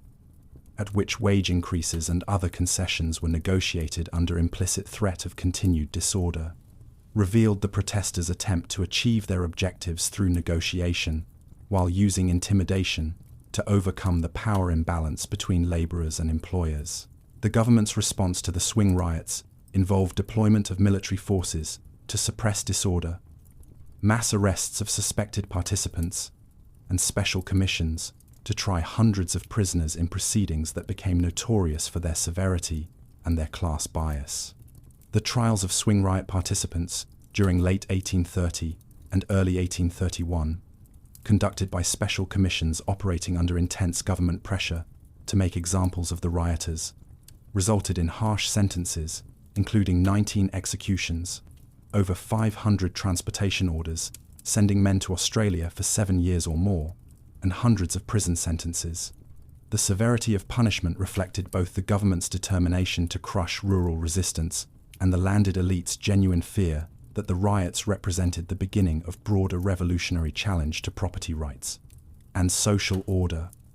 Though most participants had sought specific economic improvements rather than fundamental social transformation, the actual implementation of sentences proved somewhat less severe than the initial judgments, as many death sentences were commuted to transportation and some prison terms were reduced, reflecting both governmental concerns about creating martyrs and recognition that excessive severity might generate sympathy for the rioters' cause. The impact of the swing riots on agricultural labour conditions and rural social relations remained contested both at the time and in subsequent historical analysis, with some wage improvements and temporary reductions in mechanisation occurring in affected areas, though whether these changes resulted from the riots or from other factors remains debatable. The riots' most significant impact may have been in demonstrating the depth of rural distress and in contributing to broader recognition that agricultural labourers deserve protection and consideration, though this awareness translated only slowly into policy changes and improvements in material conditions. The extension of poor law reform debates during the early 1830s reflected growing concern about both the costs of supporting rural poor and the adequacy of existing relief systems, leading eventually to the New Poor Law of 1834 that fundamentally restructured relief administration, though in ways that the rural poor generally opposed. The decline of rural protest after the suppression of the swing riots reflected multiple factors, including the effectiveness of repression, the gradual improvement in agricultural conditions during the 1830s, and the shift of popular political energies toward the Reform Bill agitation and subsequent Chartist movement that offered alternative channels for expressing grievances and demanding change. The Reform Act of 1832, though extremely limited in extending the franchise, and though excluding working people from direct political participation, represented an acknowledgement that political reform was necessary and created precedent for further extensions of voting rights that would eventually produce democratic political system. The Chartist movement that emerged during the late 1830s and dominated working-class politics through the 1840s represented a fundamentally different form of popular political organization than the rural rebellions that had characterized earlier periods. Though rural workers participated in Chartism and agricultural grievances remained part of the broader working-class demands for political and social reform, the People's Charter, published in 1838, demanded universal male suffrage, secret ballot, annually elected parliaments, payment of members of parliament, equal electoral districts, and abolition of property qualifications for MPs, representing a comprehensive program of democratic reform that went far beyond anything previously demanded by popular movements. The Chartist petitions, presented to Parliament in 1839, 1842, and 1848, gathered millions of signatures, demonstrating the movement's substantial popular support, though Parliament rejected each petition and refused to consider the demands for democratic reform. The Newport Rising of 1839 in South Wales, when Chartists marched on the town in what may have been an attempted insurrection, resulted in military confrontation that left more than 20 dead and led to the conviction of leaders on treason charges, demonstrating both the movement's potential for violence and the government's determination to suppress armed resistance. The social composition of Chartism included both urban industrial workers and rural labourers, though the movement's leadership and most active participants came primarily from artisan and skilled worker backgrounds, while agricultural labourers remained less involved in the organised political activity that characterised urban Chartism. The regional variations in Chartist strength saw the movement strongest in industrial districts and market towns, while remaining weaker in purely agricultural areas, where isolation, limited education, and more direct elite control made political organisation more difficult. The plug plots of 1842, when striking workers in industrial districts pulled plugs from boilers to stop production, and in some cases extended their activities to demanding the Charter's implementation, represented the most direct connection between industrial labour disputes and Chartist political demands, though these outbreaks remained primarily northern and urban phenomena. The decline of Chartism after 1848 reflected the movement's failure to achieve its objectives through mass petitions or threat of force, the impact of economic improvement during the 1850s that reduced some immediate hardships, and the increasing effectiveness of state repression combined with more sophisticated co-optation strategies. The gradual extension of voting rights through the Reform Acts of 1867 and 1884, though not meeting Chartist demands for full democratic suffrage, represented partial acknowledgement that working-class political participation could not be indefinitely denied. The transformation of rural England during the mid and later 19th century, through the impact of industrialization, urbanization, and agricultural change, created conditions fundamentally different from those that had generated earlier rural rebellions, making the forms of resistance that had characterized previous centuries both impractical and increasingly irrelevant. The massive rural to urban migration that accelerated during the 1840s and continued through the century reduced rural population in many districts as agricultural laborers sought better opportunities in expanding industrial towns, creating labor shortage in some agricultural areas that gave remaining workers stronger bargaining position. The development of agricultural trade unions during the 1870s, most notably the National Agricultural Laborers Union, founded by Joseph Arch in 1872, represented a new form of rural workers' organization that pursued improvements through collective bargaining and political pressure, rather than through the direct action that had characterized earlier resistance.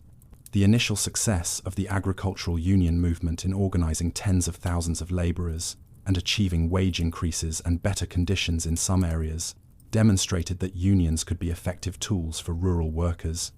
though the movement declined rapidly after the mid-1870s as agricultural depression returned and employers launched effective counterattacks.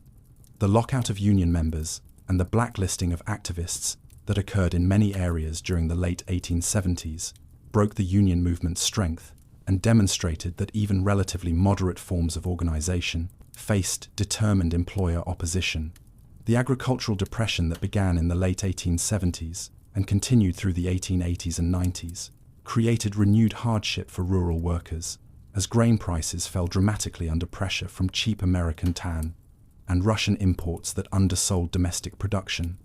though the impact varied considerably by region and farm type. The shift from arable to pastoral agriculture that occurred in many districts, as farmers responded to grain price depression by converting to dairying and livestock production, reduced labor requirements, and created underemployment for workers whose skills were primarily in arable cultivation. The continued migration from countryside to towns that accelerated during the Depression years represented a form of individual response to rural hardship that reduced the pool of agricultural workers and eventually contributed to modest wage improvements in areas where labor became genuinely scarce. The development of elementary education following the Education Act of 1870 created rural populations with greater literacy and awareness of political and economic issues, though the impact on rural organization remained limited, as education was designed to produce disciplined workers rather than critical citizens. The extension of the franchise to agricultural laborers through the Reform Act of 1884 represented belated recognition that rural workers deserved political voice, though the property qualifications that remained ensured that the poorest and most transient workers were still excluded from voting. The emergence of rural socialism during the 1880s and 90s, influenced by the broader socialist movement developing in urban areas but adapted to rural conditions and grievances, represented a new ideological framework for understanding rural poverty and exploitation, though socialist organization remained weak in most agricultural districts. The Liberal and Conservative parties' competition for rural votes following the franchise extension led to some policy attention to agricultural issues and rural social conditions, though the actual improvements in rural workers' lives remained modest and incremental rather than transformative. The establishment of parish councils through the Local Government Act of 1894 provided rural communities with elected local government for the first time, creating opportunities for popular participation in local affairs, though the council's limited powers meant their impact on material conditions remained modest.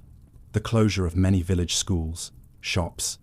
and services during the later 19th century, as rural depopulation continued and as improved transportation enabled consolidation of services in market towns, created less viable rural communities and reduced the social infrastructure that might have supported collective organization. The decline of the rural craft economy as industrial production replaced local manufacture of goods, from clothing to tools, eliminated employment alternatives that had provided income supplements for agricultural laborer families. Increasing dependence on agricultural wages, the tied cottage system that became standard in many areas by the later 19th century, tying workers' housing directly to their employment so that losing one's job meant losing one's home as well, created additional power for employers and reduced workers' ability to resist unwelcome conditions or demands. The absence of major rural rebellions during the late 19th century, despite continuing hardship and limited improvements in material conditions, reflected the effectiveness of new forms of social control the availability of migration as escape valve for the most desperate, and the development of alternative political channels through which grievances could be expressed without resort to direct action. The First World War's impact on rural England included both temporary labour shortages as men enlisted or were conscripted into military service, creating opportunities for wage improvements and for women to take agricultural employment, though the return of demobilised soldiers after 1918 recreated labour surplus in many districts. The agricultural prosperity of the war years as grain production expanded under government direction and prices rose with wartime demand proved temporary as depression returned during the 1920s, creating renewed hardship, though without generating the collective resistance that had characterized earlier crises. The interwar agricultural depression, particularly severe during the early 1930s, created conditions as bad as any in the previous century, with agricultural wages falling and unemployment rising, though the response involved individual migration to cities and industrial areas rather than collective rural resistance. The government's belated intervention in agricultural markets during the 1930s, through marketing boards and production subsidies, represented acknowledgement that laissez-faire policies had failed to maintain viable rural economy. Though these measures came after decades of crisis, had already devastated many rural communities. The Second World War's impact on agriculture through government direction of production, guaranteed prices, and emphasis on domestic food production created unprecedented prosperity that would continue into the post-war period, as government maintained support policies designed to ensure food security. The transformation of English agriculture during the mid and later 20th century, through mechanization, chemical inputs, and the consolidation of holdings into fewer larger farms, created a rural economy and society fundamentally different from anything that had existed previously,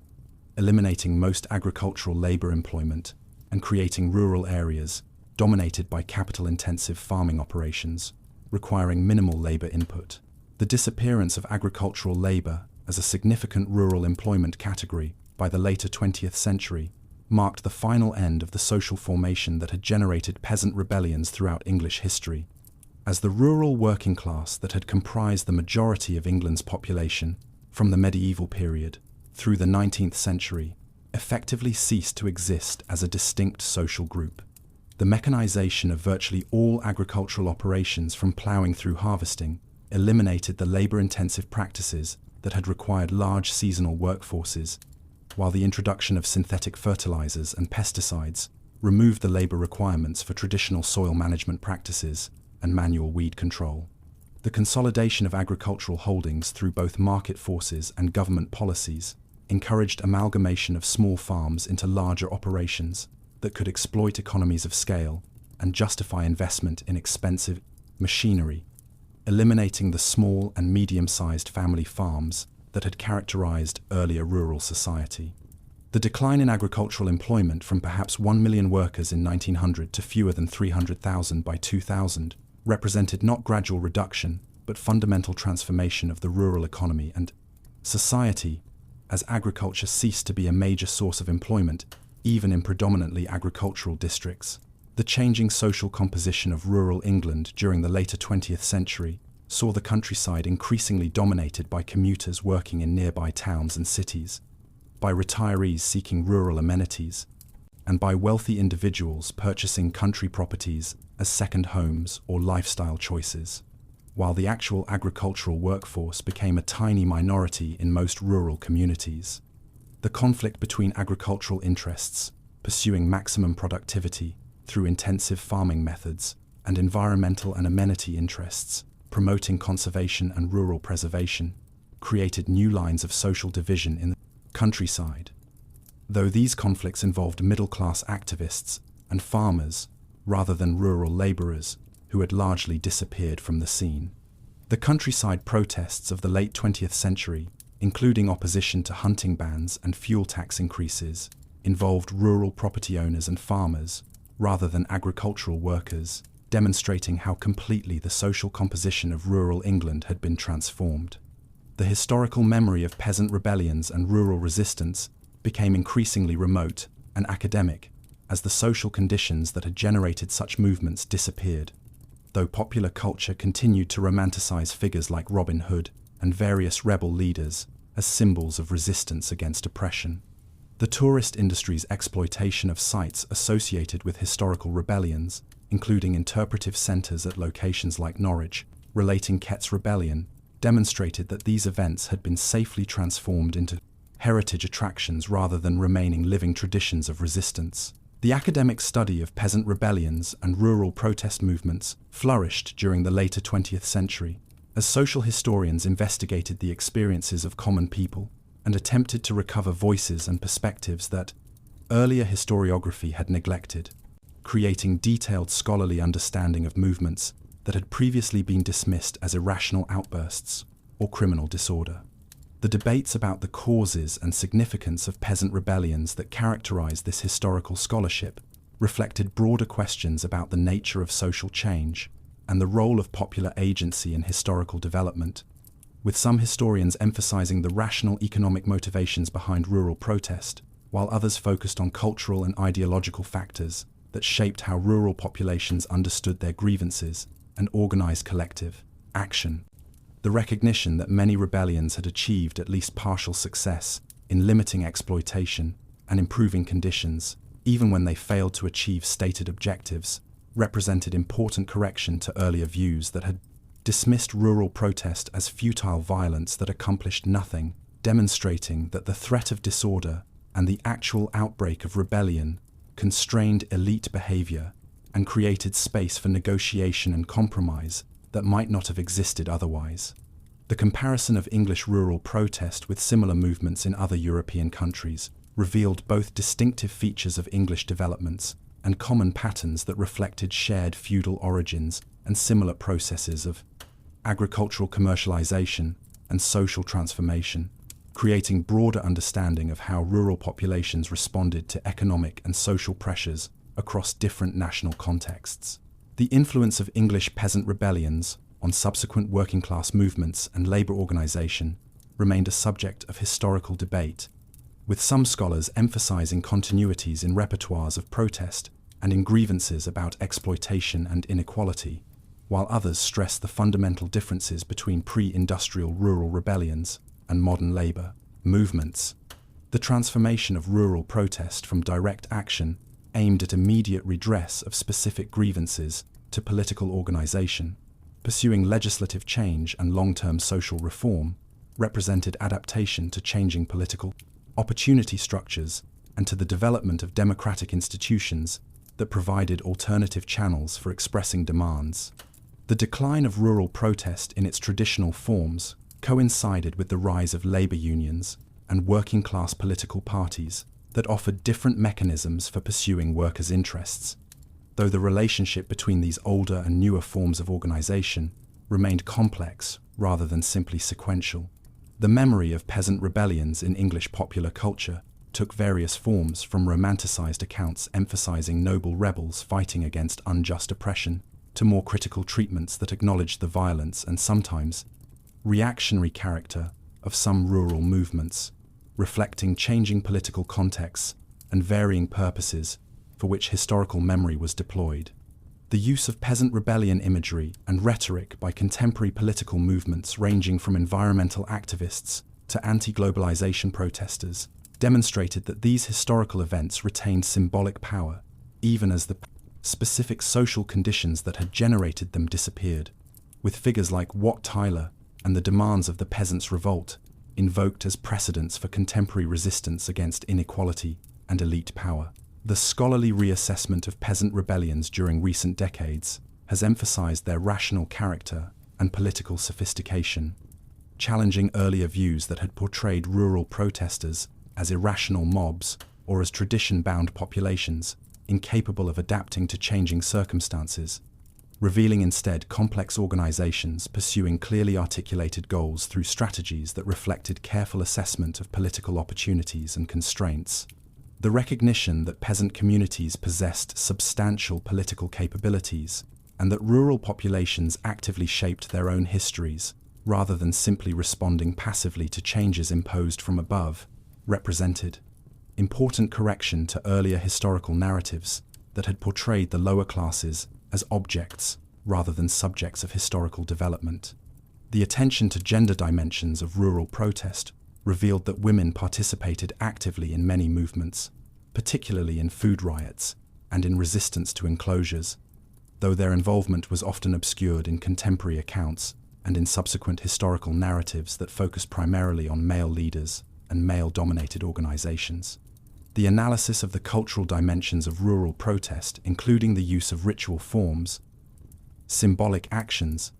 and traditional customs to legitimize resistance and to mobilize support, demonstrated that seemingly irrational elements of rebellions often served important functions in creating solidarity and in articulating grievances in culturally resonant ways.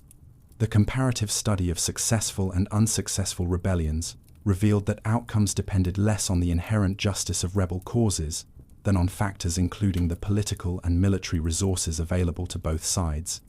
the cohesion of rebel coalitions, the degree of elite unity or division, and the broader political contexts in which rebellions occurred. The long-term consequences of peasant rebellions for English social development included both the direct impacts of specific movements that achieved policy changes or that deterred certain forms of exploitation, and the indirect effects of creating traditions of resistance and establishing precedents for collective action that influenced subsequent generations facing different but related challenges. The gradual improvement in rural living standards and the eventual decline of the most exploitative forms of labor control owed something to the constant pressure from below that peasant rebellions represented. Even though most individual movements failed to achieve their immediate objectives, and even though improvements came primarily through economic change and political reform rather than through revolutionary transformation, the disappearance of peasant rebellions as a form of social protest by the early 20th century marked the end of a distinct phase in English social history that had stretched from the medieval period through the Industrial Revolution. As the rural working class that had been the primary agent of these movements was itself dissolved through migration, mechanization, and the transformation of agriculture into a capital-intensive industry requiring minimal labor. The historical significance of English peasant rebellions extends beyond their immediate impacts or their success or failure in achieving stated goals to encompass their role in demonstrating that popular resistance to oppression, exploitation, has been a constant feature of English history, that the lower classes have consistently refused to accept passively conditions imposed upon them, and that the trajectory of social development has been shaped by struggles between elite and popular forces, rather than simply by the decisions of rulers or by impersonal economic forces. The complete history of peasant revolts in England, from the Norman conquest through the 19th century, reveals patterns of resistance that emerged from the fundamental structures of feudal and early capitalist rural society, that took various forms ranging from individual refusal to perform labor services through violent rebellion aimed at transforming social relations, and that contributed to the eventual dissolution of the legal and economic relationships that had subordinated the majority of England's population to landed elites for nearly a millennium. The legacy of these rebellions in contemporary England remains visible primarily in historical memory and in the symbolic power that figures and events from peasant resistance history retain as references for contemporary movements seeking to challenge inequality and elite power. Though the specific forms of rural social organization that generated historical peasant rebellions have been so completely transformed that direct continuity with contemporary rural or labor movements remains impossible to establish. The study of peasant rebellions continues to offer insights into how popular resistance emerges under conditions of systematic exploitation, how collective movements organize and pursue their objectives despite facing substantial power differentials, and how the threat and reality of rebellion shapes elite behavior and contributes to processes of social change, even when specific movements fail to achieve revolutionary transformation, making these historical episodes relevant beyond their specific contexts for understanding broader patterns of conflict and accommodation between dominant and subordinate social groups. The material evidence for understanding peasant rebellions and rural resistance throughout English history derives from multiple documentary sources whose survival patterns and interpretative challenges shape scholarly reconstructions of events and motivations that contemporary observers often misunderstood or deliberately misrepresented. The manorial court roles that survive in considerable quantity from the 13th century onward provide the most direct evidence of day-to-day conflicts between lords and peasants, recording thousands of cases in which individuals were prosecuted for refusing to perform labor services, for fleeing the manor, for resisting increased rents, or for various other forms of non-compliance with manorial authority. These records, maintained by manorial officials serving landlord interests, inevitably present peasant resistance from a hostile perspective that emphasizes its criminal character while obscuring the economic pressures and injustices that motivated such actions, requiring historians to read between the lines and to recognize that prosecutions for refusing services or attempting to leave the manor represented assertions of peasant agency rather than simple criminality. The survival of manorial court roles varies enormously across estates and regions, with ecclesiastical estates records preserved more systematically than those of secular lords whose archives suffered greater losses through family extinctions, political upheavals, and simple neglect,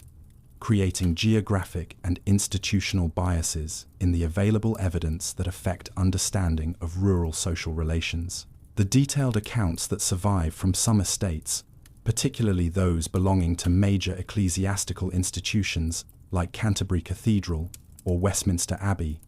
provide extraordinary information about agricultural operations, labor obligations, and the specific conflicts that arose between particular individuals and their lords, enabling reconstruction of the material conditions and personal relationships that shaped rural life during the medieval period. The court cases documented in these rolls reveal patterns of resistance, including collective refusals by entire village communities to perform particular services, coordinated flights of multiple tenants from the same manor, and organized opposition to new impositions that lords attempted to introduce,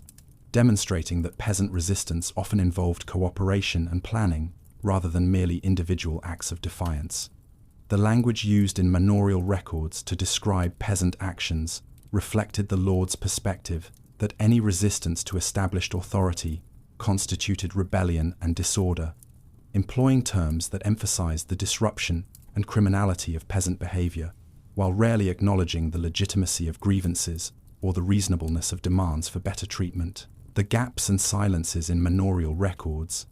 including the absence of documentation for negotiations that resolved disputes without formal court proceedings, and the failure to record oral traditions and collective memories that shaped peasant consciousness, create significant challenges for reconstructing the full dimensions of rural social conflict from sources that captured only those moments when conflicts erupted into actions that required formal legal response. The royal administrative records, including taxation assessments, judicial proceedings, military recruitment documents, and various surveys and inquiries, provide another major source for understanding rural society and the conditions that generated rebellion.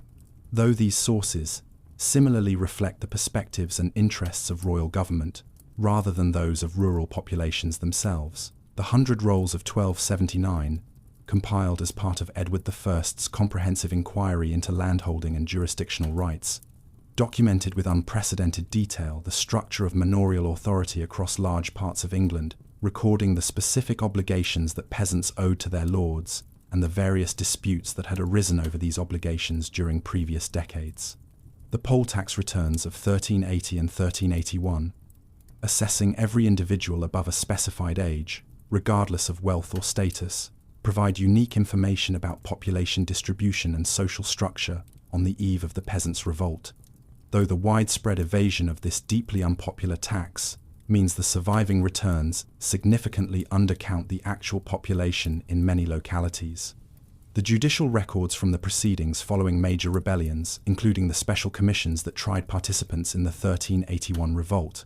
the Pilgrimage of Grace, Kett's Rebellion, and the Swing Riots, preserve testimony about rebel organization, demands, and actions, while also revealing the government's interpretation of these events as criminal conspiracies that threatened social order and royal authority. The confessions extracted from rebel leaders, often under torture or threat of execution, must be interpreted cautiously, as these documents served governmental purposes of establishing guilt and justifying punishment, rather than providing objective accounts of events, though they sometimes preserve details about rebel motivations and organization that appear authentic, despite the coercive circumstances of their production. The parliamentary records, including debates over enclosure legislation, poor law reform, and responses to specific rebellions, reveal how the political elite understood rural distress and social protest, displaying attitudes ranging from genuine concern about Commonwealth welfare to cynical manipulation of popular grievances for factional advantage, while demonstrating that rural conditions and peasant discontent remained constant concerns for governments attempting to maintain order and extract resources from agricultural populations. The chronicle accounts of major rebellions, written by monastic and clerical authors whose social positions and ideological commitments aligned them firmly with the established order, provide narrative descriptions of events that shaped subsequent understandings of these movements, while also distorting their character through hostile interpretation and selective emphasis. The chronicles describing the 1381 revolt, including Thomas Walsingham's detailed account written at St. Albans Abbey, portrayed the rebels as a mindless mob driven by envy and malice, emphasizing the violence and disorder while minimizing or ignoring the legitimate grievances about taxation, labor exploitation, and legal inequality that motivated participation. The vivid descriptions of rebel actions, including the burning of manorial records, the executions of royal officials, and the confrontations between Richard II and the rebel leaders, provided the narrative framework that influenced all subsequent accounts of the revolt, establishing interpretations that historians have only gradually revised through more careful attention to the documentary evidence and more sympathetic analysis of rebel objectives. The chroniclers' horror at the violation of social hierarchy and their shock at Common's presumption in challenging their betters revealed the profound conservatism of clerical intellectuals whose worldviews could not accommodate the possibility that the existing social order might be fundamentally unjust, or that popular movements might have legitimate grounds for resistance, leading them to attribute rebellion to the influence of demagogues, to the natural depravity of the lower classes, or to divine punishment for society's sins, rather than to the structural injustices that peasants themselves identified as causes of their actions. The literary treatments of rebellion, including moralistic condemnations of prideful commons who refused to accept their divinely ordained place in society, alongside occasional more sympathetic portrayals that acknowledge the hardships of rural life and the oppressions that drove desperate populations to resistance, influenced popular understanding of these events for centuries and established narrative patterns that persisted even as more critical historical scholarship developed during the 19th and 20th centuries. The economic evidence for understanding the material conditions that generated rural unrest includes price data that reveals the fluctuations in grain costs and wage levels that directly affected peasant welfare, estate accounts that document changes in agricultural organization and labor demands, and taxation records that show the fiscal burdens imposed on rural populations during different periods. The extraordinary price inflation of the early 14th century, when grain prices reached levels 2 or 3 times their 13th century averages, created severe hardship for landless laborers and smallholders who depended on purchasing food from the market, while benefiting substantial farmers who produced surpluses for sale, generating tensions within peasant communities between those who profited from high prices and those who suffered from them. The price collapse, following the Black Death when grain prices fell dramatically due to reduced demand from a decimated population, while wage levels rose due to labor scarcity, created conditions that fundamentally altered the economic relationship between lords and peasants,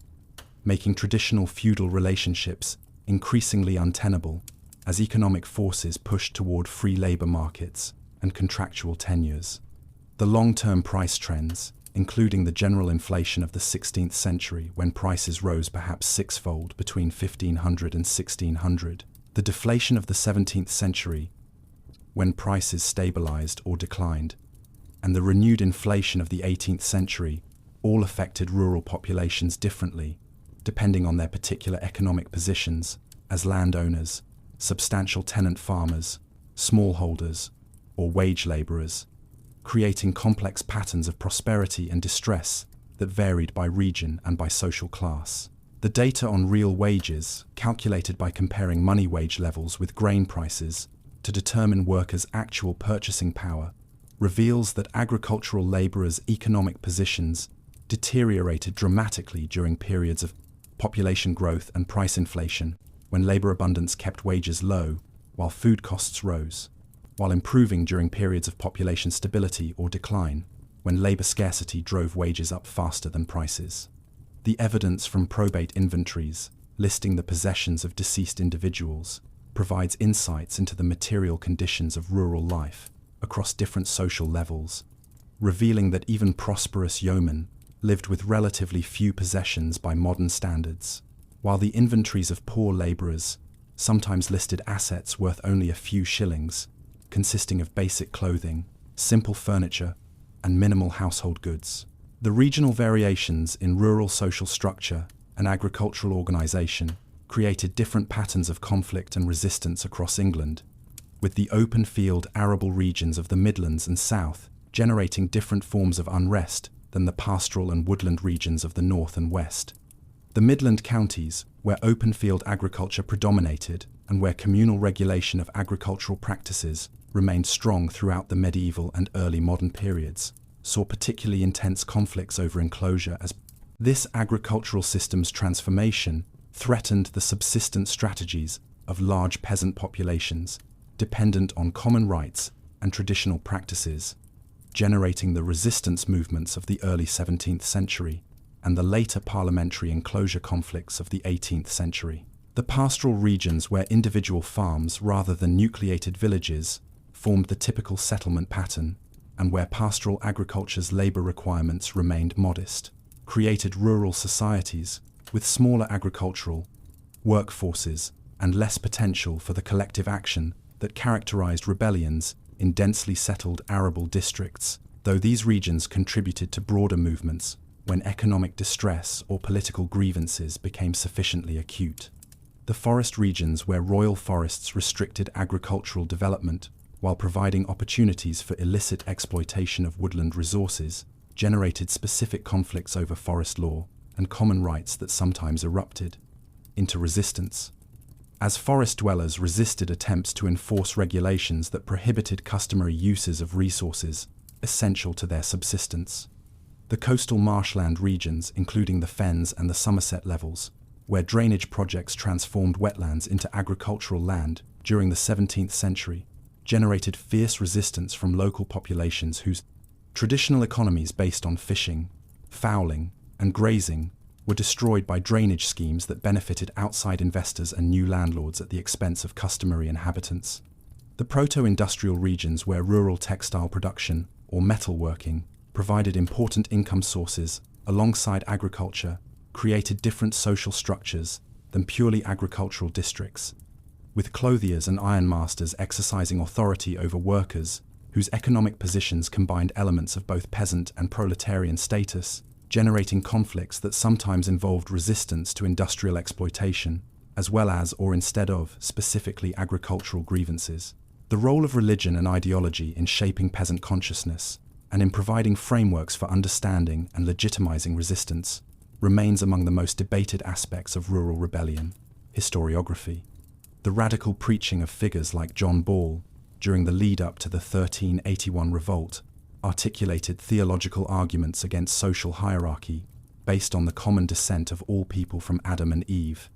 challenging the legitimacy of lordship by asserting the natural equality of all Christians and questioning how some could claim authority over others when biblical history revealed no such distinctions in humanity's origins.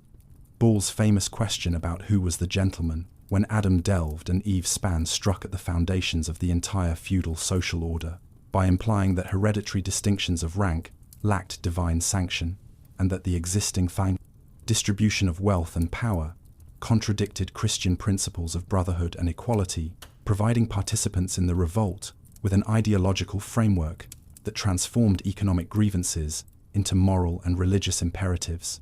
The Lollard movement that emerged in the late 14th century following John Wycliffe's criticisms of ecclesiastical wealth and corruption attracted some peasant support, and may have influenced rural unrest during the early Assis, 15th century.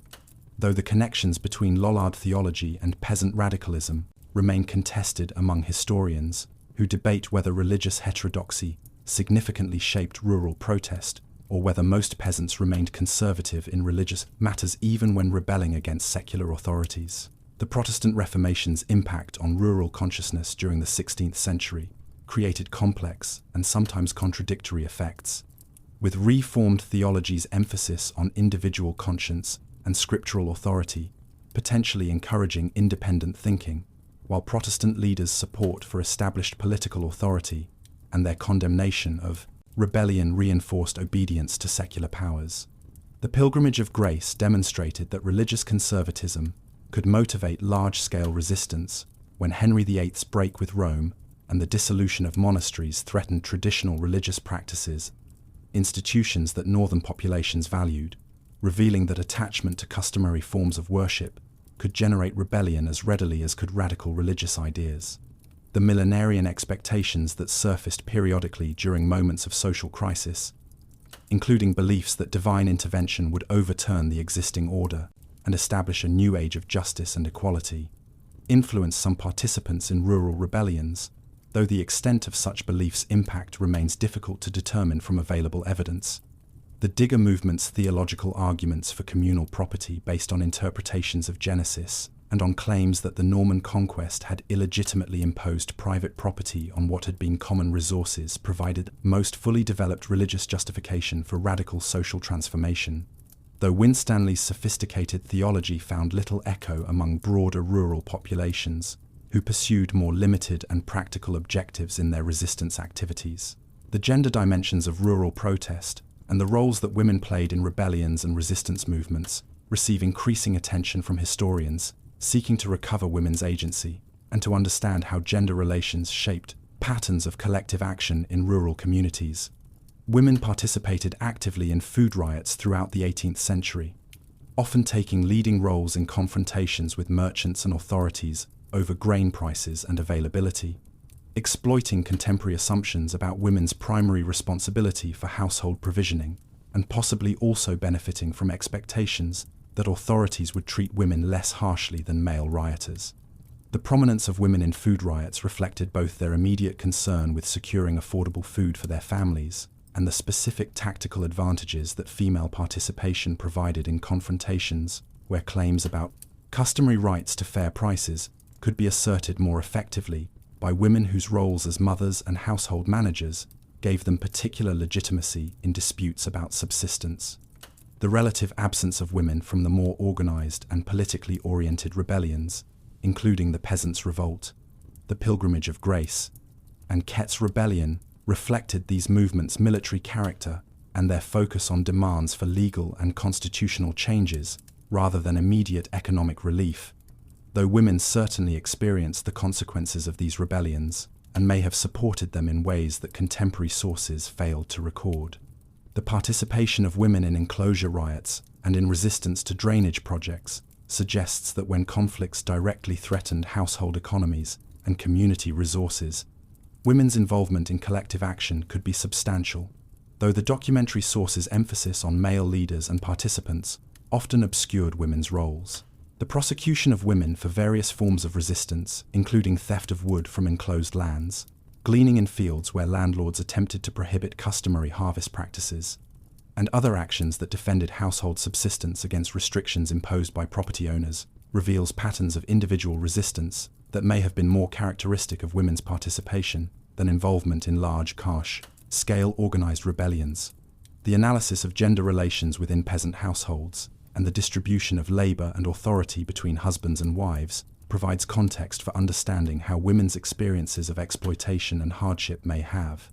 differed from men's, and how gender shaped the forms of resistance that different segments of rural communities pursued. The intellectual and cultural responses to peasant rebellions among the literate elite, including government officials, political theorists, and social commentators, reveal the profound anxieties that popular unrest generated and the various strategies employed to understand and contain the threat that rural resistance posed to established order. The immediate responses to major rebellions typically combined condemnation of rebels as criminals and traitors, with analysis of the causes that had driven populations to desperate action, creating tensions between the desire to punish resistance harshly and the recognition that genuine grievances might require policy responses to prevent future outbreaks.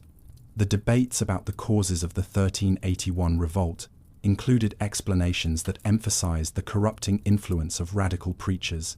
the natural depravity of the lower classes who needed firm control to prevent disorder,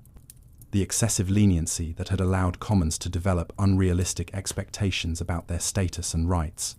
and occasionally more sympathetic acknowledgements that harsh treatment and economic exploitation might have created legitimate grievances. The development of Commonwealth ideology during the 16th century, emphasizing the mutual obligations of all social ranks and the responsibility of rulers and property owners to consider the welfare of common people,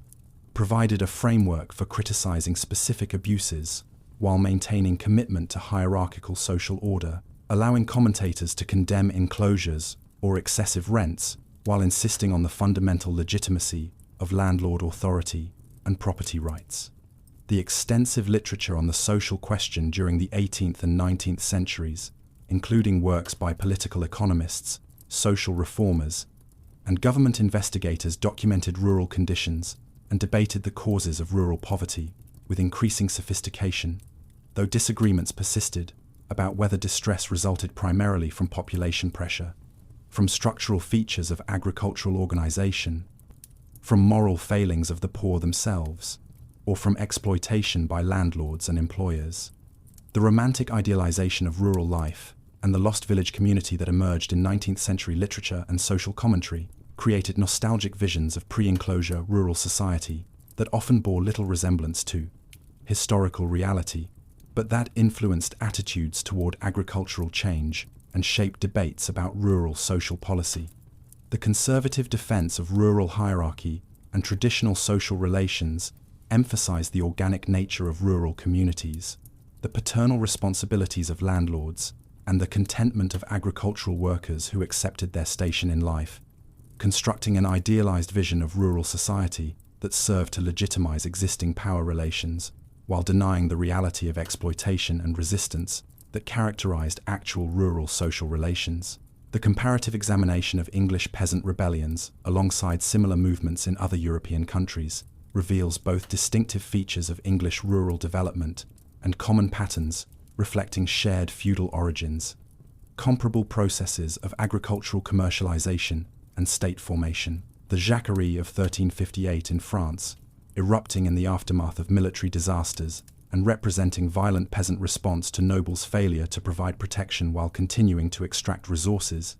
demonstrated that the social tensions generating English rural unrest existed throughout feudal Europe,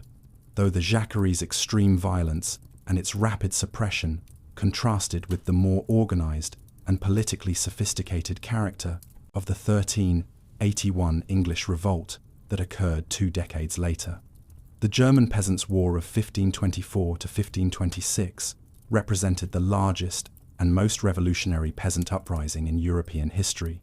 combining religious reformation with demands for social transformation and attracting support from perhaps 300,000 participants across southern and central German territories before its eventual suppression by princely D's armies left perhaps 100,000 dead. The German revolt's scale and its articulation of comprehensive programs for social reorganization based on scriptural principles and natural law exceeded anything achieved by English movements, though its catastrophic defeat and the subsequent intensification of serfdom in German lands contrasted with the more gradual and ultimately more successful erosion of feudal relationships that characterized English rural development. The relationship between the German revolt and the Protestant Reformation revealed both the radical potential of Reformed theology when applied to social questions and the determination of Luther and other Protestant leaders to suppress radical interpretations that threatened social order, creating splits between magisterial and radical reformations that would persist throughout the 16th century. The various smaller-scale revolts that erupted across France during the 16th and 17th centuries, including the Croquants, Rebellions in southwestern France during the 1590s and 1630s demonstrated that fiscal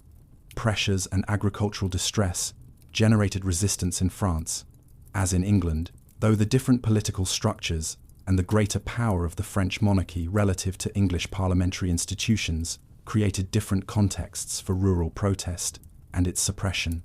The Catalonian Revolt of 1640 and the Neapolitan Revolt of 1647, alongside numerous other 17th-century rebellions across Europe, revealed that the mid-17th century represented a period of widespread social crisis when declining agricultural prices, fiscal pressures from military conflicts, and climatic disruptions combined to generate resistance movements across the continent.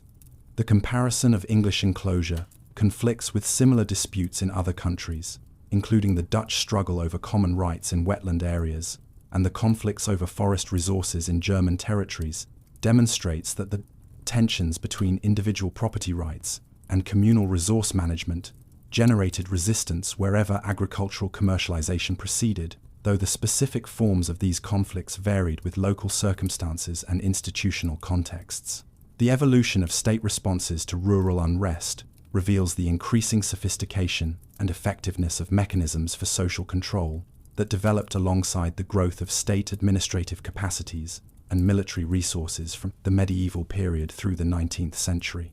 The medieval state's limited resources for suppressing large-scale rebellion meant that confronting movements like the 1381 revolt required negotiation and tactical concessions, even when authorities had no intention of concession,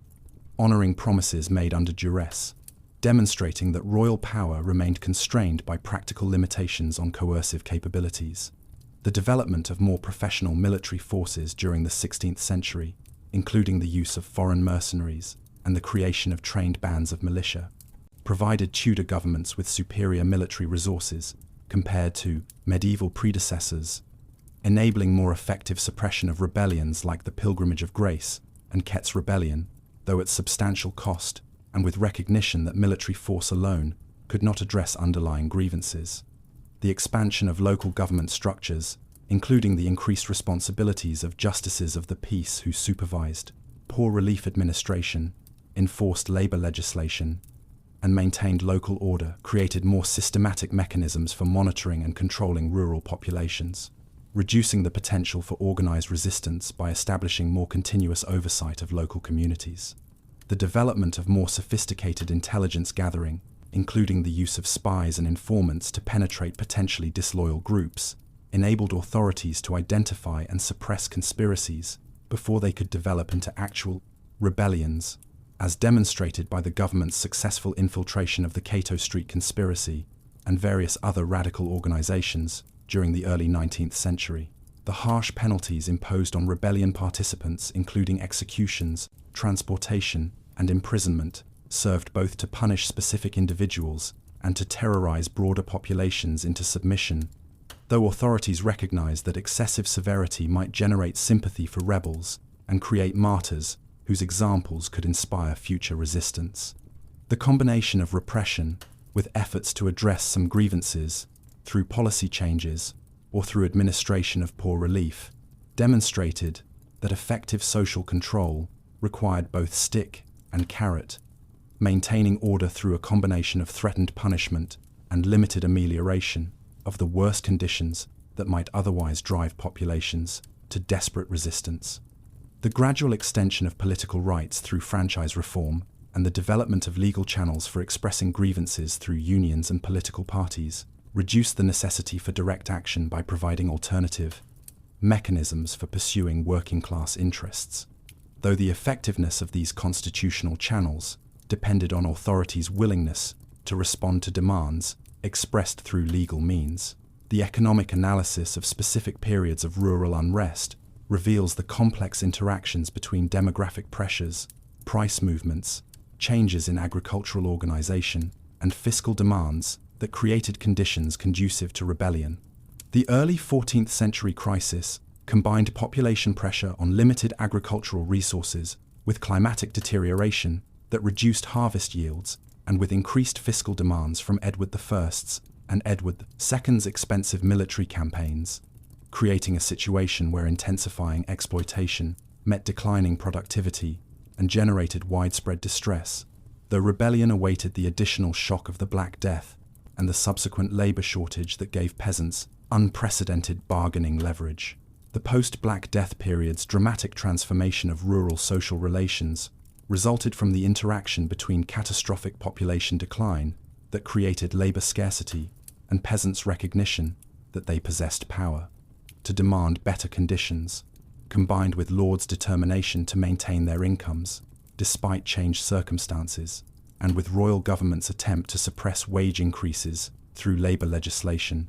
creating fundamental conflicts over the terms of agricultural labor that generated decades of resistance, culminating in the 1381 revolt. The 16th century's demographic recovery, combined with price inflation, created different pressures as population growth recreated labor surplus, while monetary expansion and other factors drove prices upward faster than wages, gradually eroding the favorable conditions that 15th century peasants had enjoyed, and creating renewed vulnerability to exploitation that manifested in widespread enclosure conflicts and the major rebellions of the 1530s and 1540s. The early 17th century's stabilization of demographic growth, combined with relatively favorable agricultural prices, created conditions less conducive to major rebellion, despite continuing local conflicts over enclosures, common rights. While the Civil War period's political fragmentation and military mobilization created opportunities for various forms of resistance that took advantage of divided authority and governmental distraction, the 18th century's resumed population growth combined with agricultural depression during some periods, and with the acceleration of parliamentary enclosure, created renewed pressures that generated widespread low-level resistance, though no major coordinated rebellions, while the development of more effective poor relief and the availability of urban migration as escape valves for rural distress reduced the potential for explosive confrontations. The early 19th century's combination of agricultural depression following the Napoleonic Wars, rapid population growth, creating labor surplus, harsh, poor law administration, and introduction of agricultural machinery that threatened winter employment created the specific constellation of factors that generated the swing riots as the last great outburst of traditional rural protest. The social relationships within peasant communities and the mechanisms through which collective action was organized and sustained deserve careful attention for understanding how large-scale rebellions developed from the aggregation of individual grievances and local conflicts into coordinated movements capable of challenging royal authority. The village communities that formed the basic units of rural social organization possessed various institutions, including manorial courts, parish vestries, and informal gatherings that provided spaces for collective discussion and decision-making, creating forums where grievances could be articulated and responses debated before any overt resistance occurred. The substantial farmers and minor gentry, who often provided leadership for rebellions, occupied positions that gave them authority within rural communities, while also exposing them to pressures and exploitation from higher authorities, creating interests that sometimes aligned them with commons against central authorities, even when their long-term interests in maintaining property rights and social order might diverge from radical objectives. The craftsmen and rural artisans, including blacksmiths, carpenters, millers,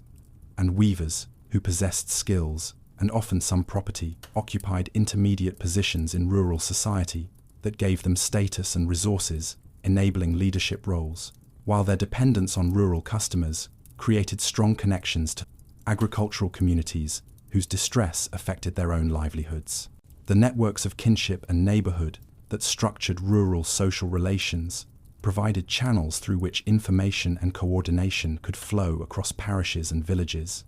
enabling movements to spread rapidly once initial resistance had demonstrated the possibility and legitimacy of collective action. The alahouses and markets where rural people gathered for social and economic purposes served as informal meeting places where grievances could be discussed and collective responses planned, creating spaces for political communication that existed outside formal institutional structures and that authorities found difficult to monitor or control. The role of literacy and the circulation of written materials, including proclamations, handbills, and threatening letters in coordinating resistance increased during the early modern period as literacy spread beyond elite groups, though oral communication and traditional networks remained crucial for mobilizing participation even among literate populations. The use of traditional holidays and customary gatherings, including religious festivals, fairs, and various local celebrations, as occasions for organization and mobilization, enabled rebels to assemble without immediately attracting official suspicion,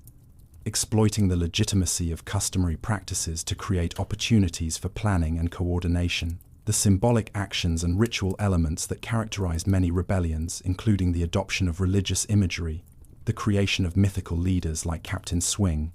and the use of traditional customs, served multiple purposes, including creating group solidarity, legitimizing resistance by connecting it to accepted traditions, and enabling coordination through recognized signals whose meanings participants understood, but which might remain obscure to authorities. The material culture and documentary evidence surviving from specific rebellions provides tangible connections to these historical events, while also revealing the methodological challenges involved in reconstructing movements whose participants typically left few direct records of their experiences and perspectives. The threatening letters sent during the swing riots warning farmers and landlords to raise wages or to destroy threshing machines survive in substantial numbers from various counties,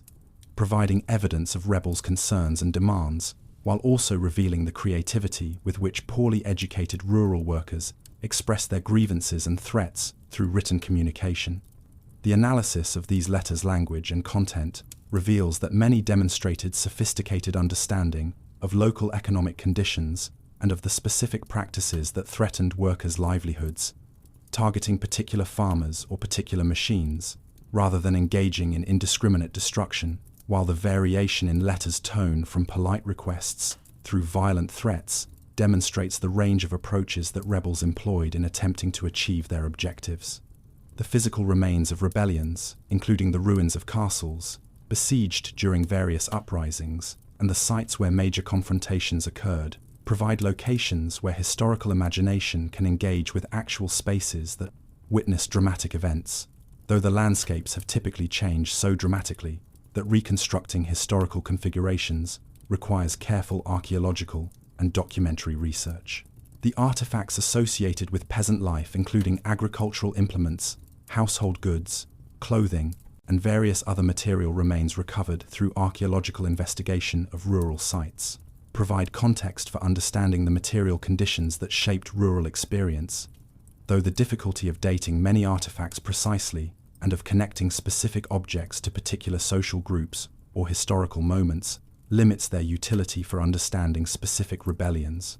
The artwork depicting peasant rebellions created both during the events themselves and in subsequent periods reveals how these movements were understood and represented by various social groups,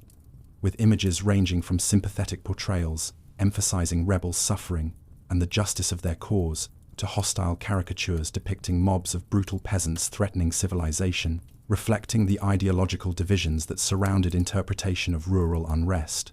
The places of execution where rebel leaders died, including the sites where Wat Tyler fell at Smithfield, where Robert Ascay was hanged at York,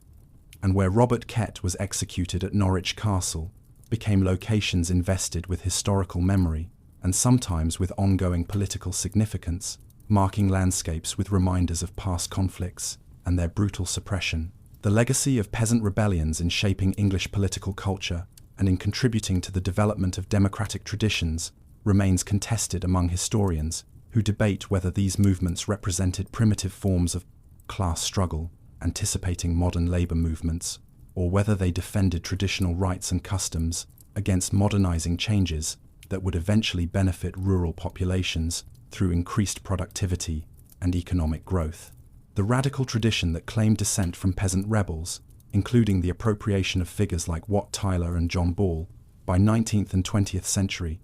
socialists created genealogies of resistance that connected disparate historical movements into continuous narratives of popular struggle against oppression, though such interpretations often imposed modern ideological frameworks on medieval movements, whose participants possessed very different worldviews and objectives. The conservative interpretation, emphasizing peasant rebellions' defense of traditional rights and customary practices against market forces and centralizing state power, portrayed these movements as reactionary resistance to necessary modernization rather than as progressive struggles for social justice, creating alternative genealogies that connected peasant conservatism to later rural and romantic movements that resisted industrialization and urbanization. The liberal narrative celebrating the gradual expansion of legal rights and the progressive elimination of feudal restrictions portrayed peasant rebellions as unfortunate episodes of violence that disrupted orderly progress toward greater freedom, suggesting that reforms achieved through parliamentary action and legal change proved more effective and less destructive than revolutionary challenges to established order. The scholarly debates about whether peasant rebellions succeeded or failed reflect different criteria for evaluation, with assessments emphasizing immediate achievement of stated demands, typically concluding that most movements failed disastrously, while analyses focusing on longer-term impacts and on the ways that rebellions constrained elite behavior, even when defeated, often identify more positive outcomes, including deterrence of exploitation, acceleration of feudal dissolution, and demonstration of popular capabilities that authorities had to acknowledge in their governance strategies. The influence of English peasant rebellions on subsequent political thought included their use as examples in debates about the legitimacy of popular resistance to tyranny, with different thinkers citing these episodes to support arguments either for the dangers of mob rule or for the justice of oppressed populations rising against intolerable exploitation. The commemoration of peasant rebellions through monuments, historical markers, anniversaries, and various forms of public history reflects ongoing contests over their meaning and significance, with different groups appropriating these events to support contemporary political agendas, ranging from nationalist celebration of English liberties to socialist emphasis on class struggle. The transformation of rural society during the 20th century proceeded with such completeness that by century's end, the social formations that had generated peasant rebellions throughout English history had effectively disappeared, replaced by thoroughly capitalist agriculture, employing minimal labor, and by rural communities dominated by middle-class residents whose connections to agricultural production remained minimal or non-existent. The mechanization that eliminated most agricultural labor employment accelerated dramatically after the Second World War, as tractors replaced horses, combine harvesters replaced teams of harvest workers, and various specialized machinery eliminated the need for manual labor in virtually every agricultural operation, from plowing through, harvesting, and processing. The consolidation of farms into larger units, operated as commercial businesses rather than as family enterprises, integrated into traditional rural communities, created agricultural landscapes dominated by agribusiness rather than by the mixed farming that had characterized English agriculture for centuries, transforming the visual appearance of the countryside as hedgerows were removed to create larger fields suitable for machinery, and as farm buildings were converted to residential or commercial uses having no connection to agriculture. The suburbanization of rural England, particularly in accessible areas, within commuting distance of cities and towns, brought populations whose livelihoods derived entirely from urban employment, but who sought rural residence for amenity, lifestyle reasons, creating rural communities where agricultural workers and farmers comprised tiny minorities whose interests and perspectives differed dramatically from those of the majority. The conflicts that emerged in 20th century rural England between agricultural interests, pursuing productive efficiency through intensive farming methods, and environmental and amenity interests promoting conservation and rural avarios. Preservation involved primarily middle-class activists and represented concerns utterly foreign to the peasant rebellions that had characterized earlier periods when rural populations fought for subsistence and survival rather than for aesthetic preferences and wildlife protection. The heritage industry's commodification of rural history, including the marketing of sites associated with peasant rebellions as tourist attractions, complete with visitor centers, interpretive displays, and gift shops, transformed these events from living memories of popular resistance into safely distant historical episodes that could be consumed as entertainment without threatening contemporary power relations.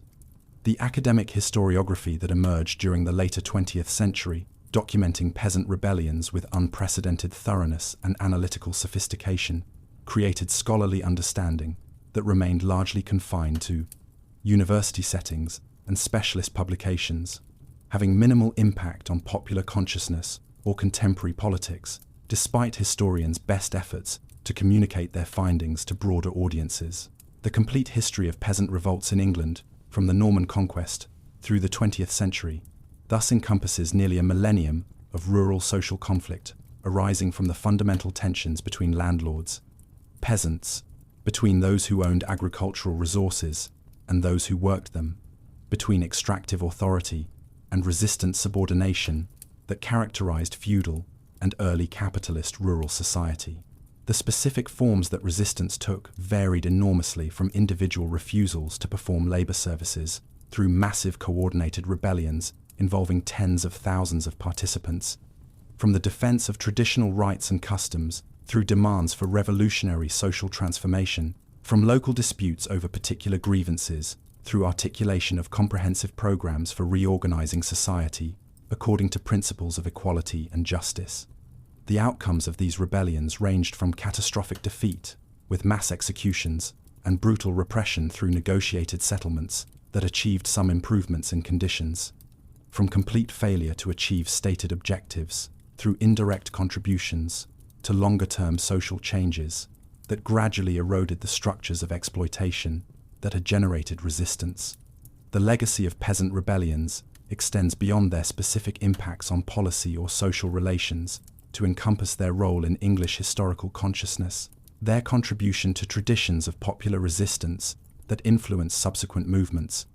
and their demonstration that ordinary people possessed agency and capacity for collective action that shaped historical development, rather than simply accepting passively whatever conditions the powerful imposed upon them. The dissolution of the peasant class itself, through the long transformation of English agriculture from a labor-intensive system employing large rural populations to a capital-intensive industry, requiring minimal labor, brought to an end.